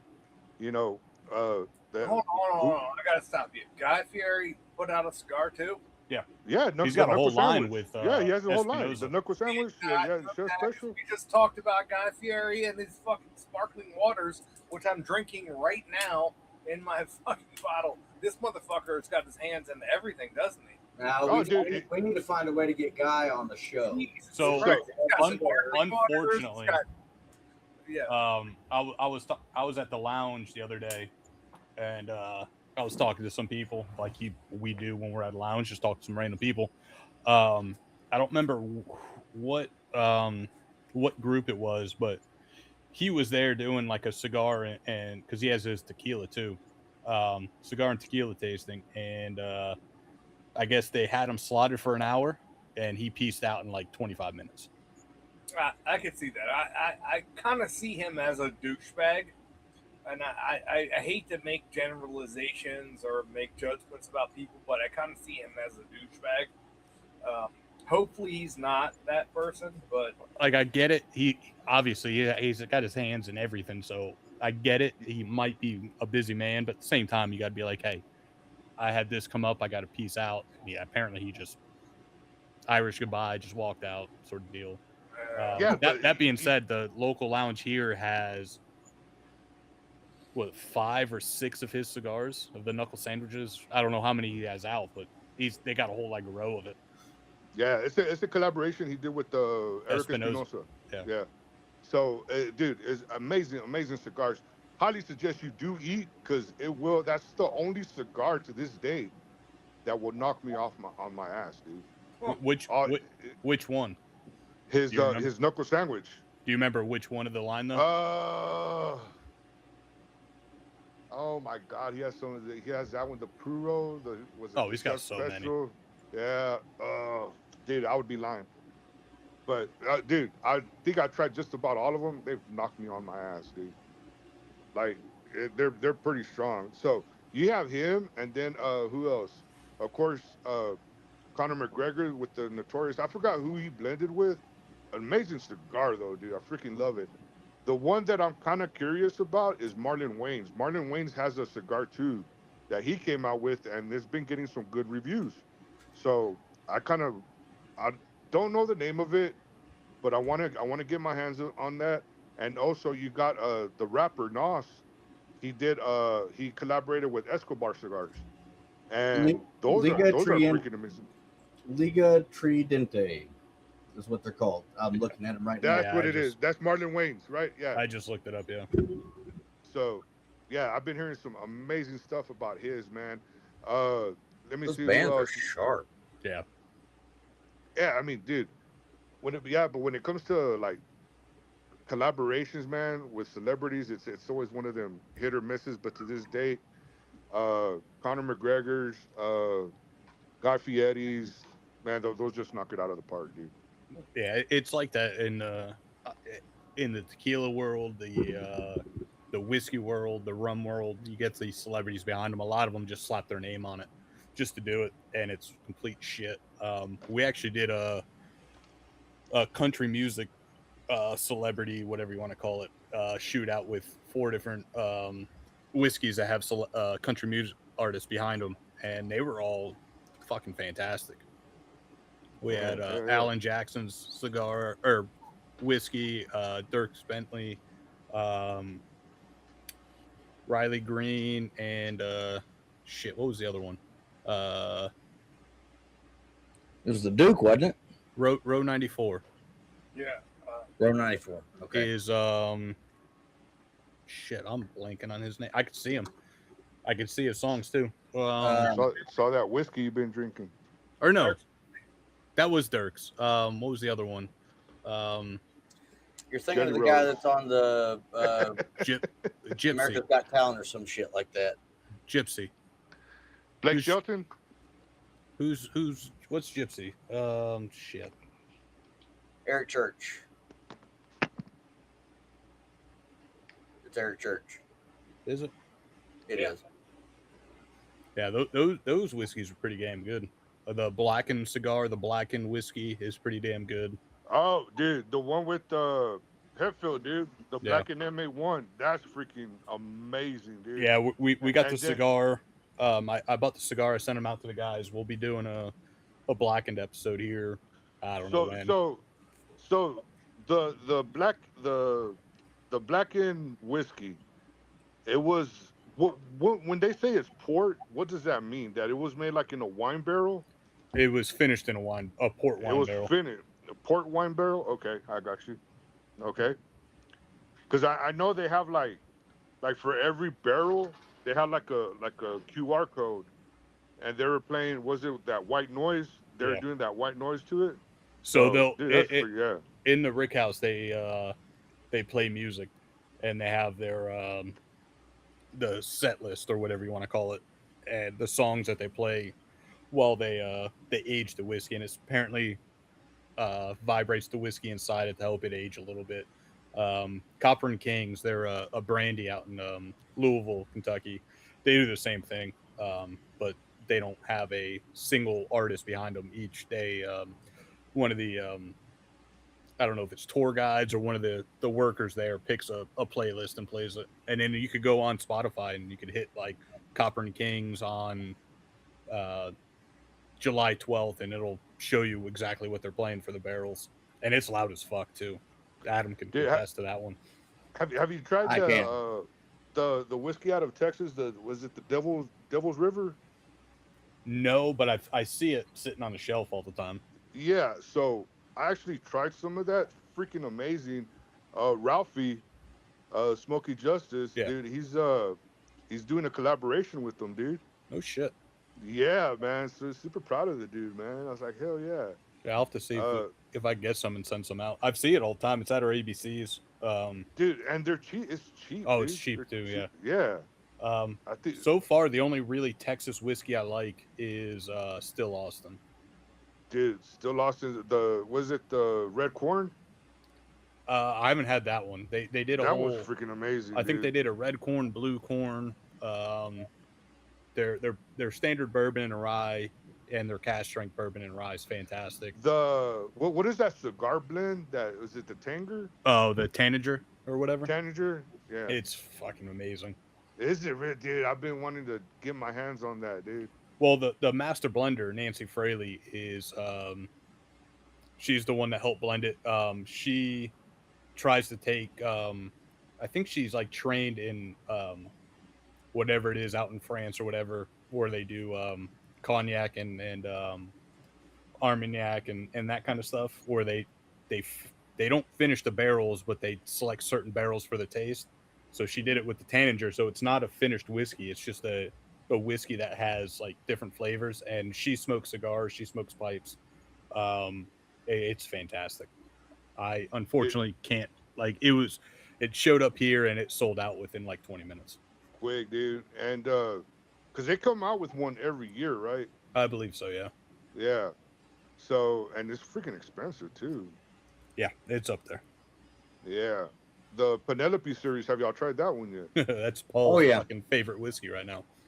Yeah. Yeah, we sat down with Sin and Josh last year sometime, and dude, I would love to have them on my Distant Cigars. show, and it just so happens I stopped in a liquor store for, I don't remember what I think Penelope dropped their peach what do you call it, the old fashioned ready to drink bottle or whatever. So I was going to buy that, and that was sitting right next to it, so I grabbed it when we had them on. And then we had Lee from Stolen Thrones on, drinking it with him too. Paul has it right there. That's amazing, man. I have that one too. Well, as you can see, there's nothing left of it. I drank like half of that. It's almost done. Dude, I drank like half of that, and I gave the other half to Renee there in San Antonio. Yeah. Yeah, dude, I gave it to her. Dude, that's a freaking amazing, it's so amazing good. bottle, man. They have chapter 2 coming out. I don't know if Sin and Lee have any part of it, but they have part 2 coming out. Man, dude, heck yeah, dude. Well, we talked about just a little bit about everything, man. Yeah, you fucking destroyed this episode. We're at like 3 hours now. Dude, I'm sorry, man. Did I really destroyed like that?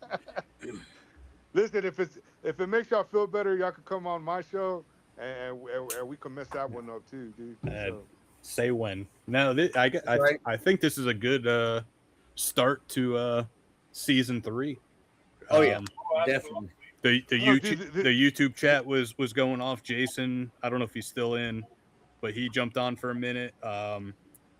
Ish with Factory Reserve jumped on. Panda was on for a little bit. We had Aaron Ross. He said he subscribed to us, so that's pretty cool. Heck yeah, dude. Crispy jumped on for a minute. This is y'all season 3? So this is episode 1 of season 3, but this is technically going on to our 4th year?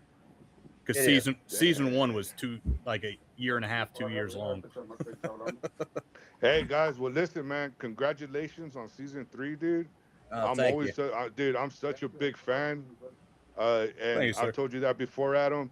It's finally nice to meet Paul, that sexy individual right there, man. I'm telling you, it looks like the guys from I was gonna say Harry Potter. Not Harry Potter, the Hobbit, man. It looks like the Hobbit crew grew up, man. And there it is right there, man.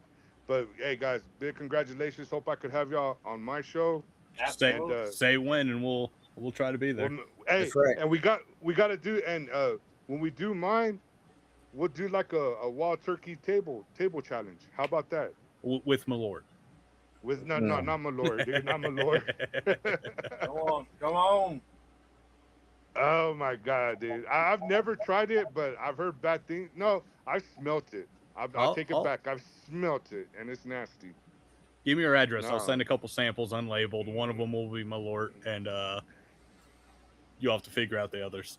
Yeah. That ain't gonna happen. Well, guys, I'm gonna sign off myself. But again, congratulations, guys. Continue doing what you're doing. Definitely gonna check out y'all's other podcasts because I love the conspiracy stuff. Man, I had fun, man. I had a blast. Thank y'all for having me on, man. No, it was awesome. Thank you, buddy. Thanks for thank you for joining us. Testing our new little thing that we got going on. We had a little issue at the start, but I think I don't know what it was. I just hit like refresh the audio and it started working again. So hopefully don't have any issues going forward, but it worked. We had Jersey to Vegas on, and both audios were working. So this will be a cool little segment thing that we got going on. Maybe we'll do our episode and then tell people to jump on like this and go for another hour or 3. Heck yeah, man. Yeah. Well, guys, everybody out there on YouTube land or Instagram land, subscribe to Bourbon Beers and Belvedere. Click your notifications. That's very important because it helps out the platform. And love y'all guys, man. Till next time, dude. Appreciate you, brother. Cheers, Thank bud. you for joining Thank you. us. We'll see you See though. y'all. Bye. There you go. He did our little outro for us. That's right. That's right. We don't even need to record one, except to ask that anybody listening or watching support your local veterans in any way possible. I'm going to make it short on this particular episode. Support them any way possible, and then let's make sure to support the kids out there. The world's fucking crazy. Let's be sure to look out for the most vulnerable amongst us. And until next week, cheers, guys. Cheers, guys. Also, check out the Smoke and Text podcast with Raul, and check out Jersey to Vegas on Instagram. They're the 2 guys that jumped on with us. Definitely. Put out some great content. So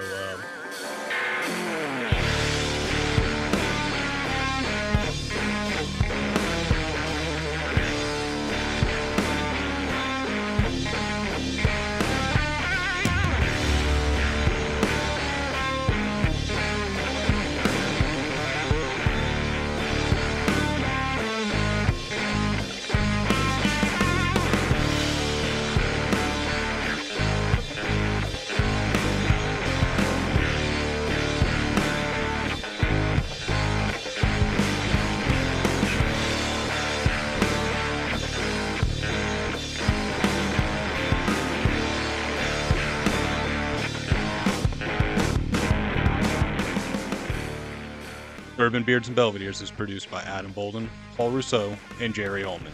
Edited by Jerry Ullman. Music by Ryan Johnson. You can find all of our links on our website at bourbonbeardsandbelvederes.com and at beacons.ai/bourbonbeards and belvederes. As always, enjoy your bourbon and cigars responsibly. Cheers.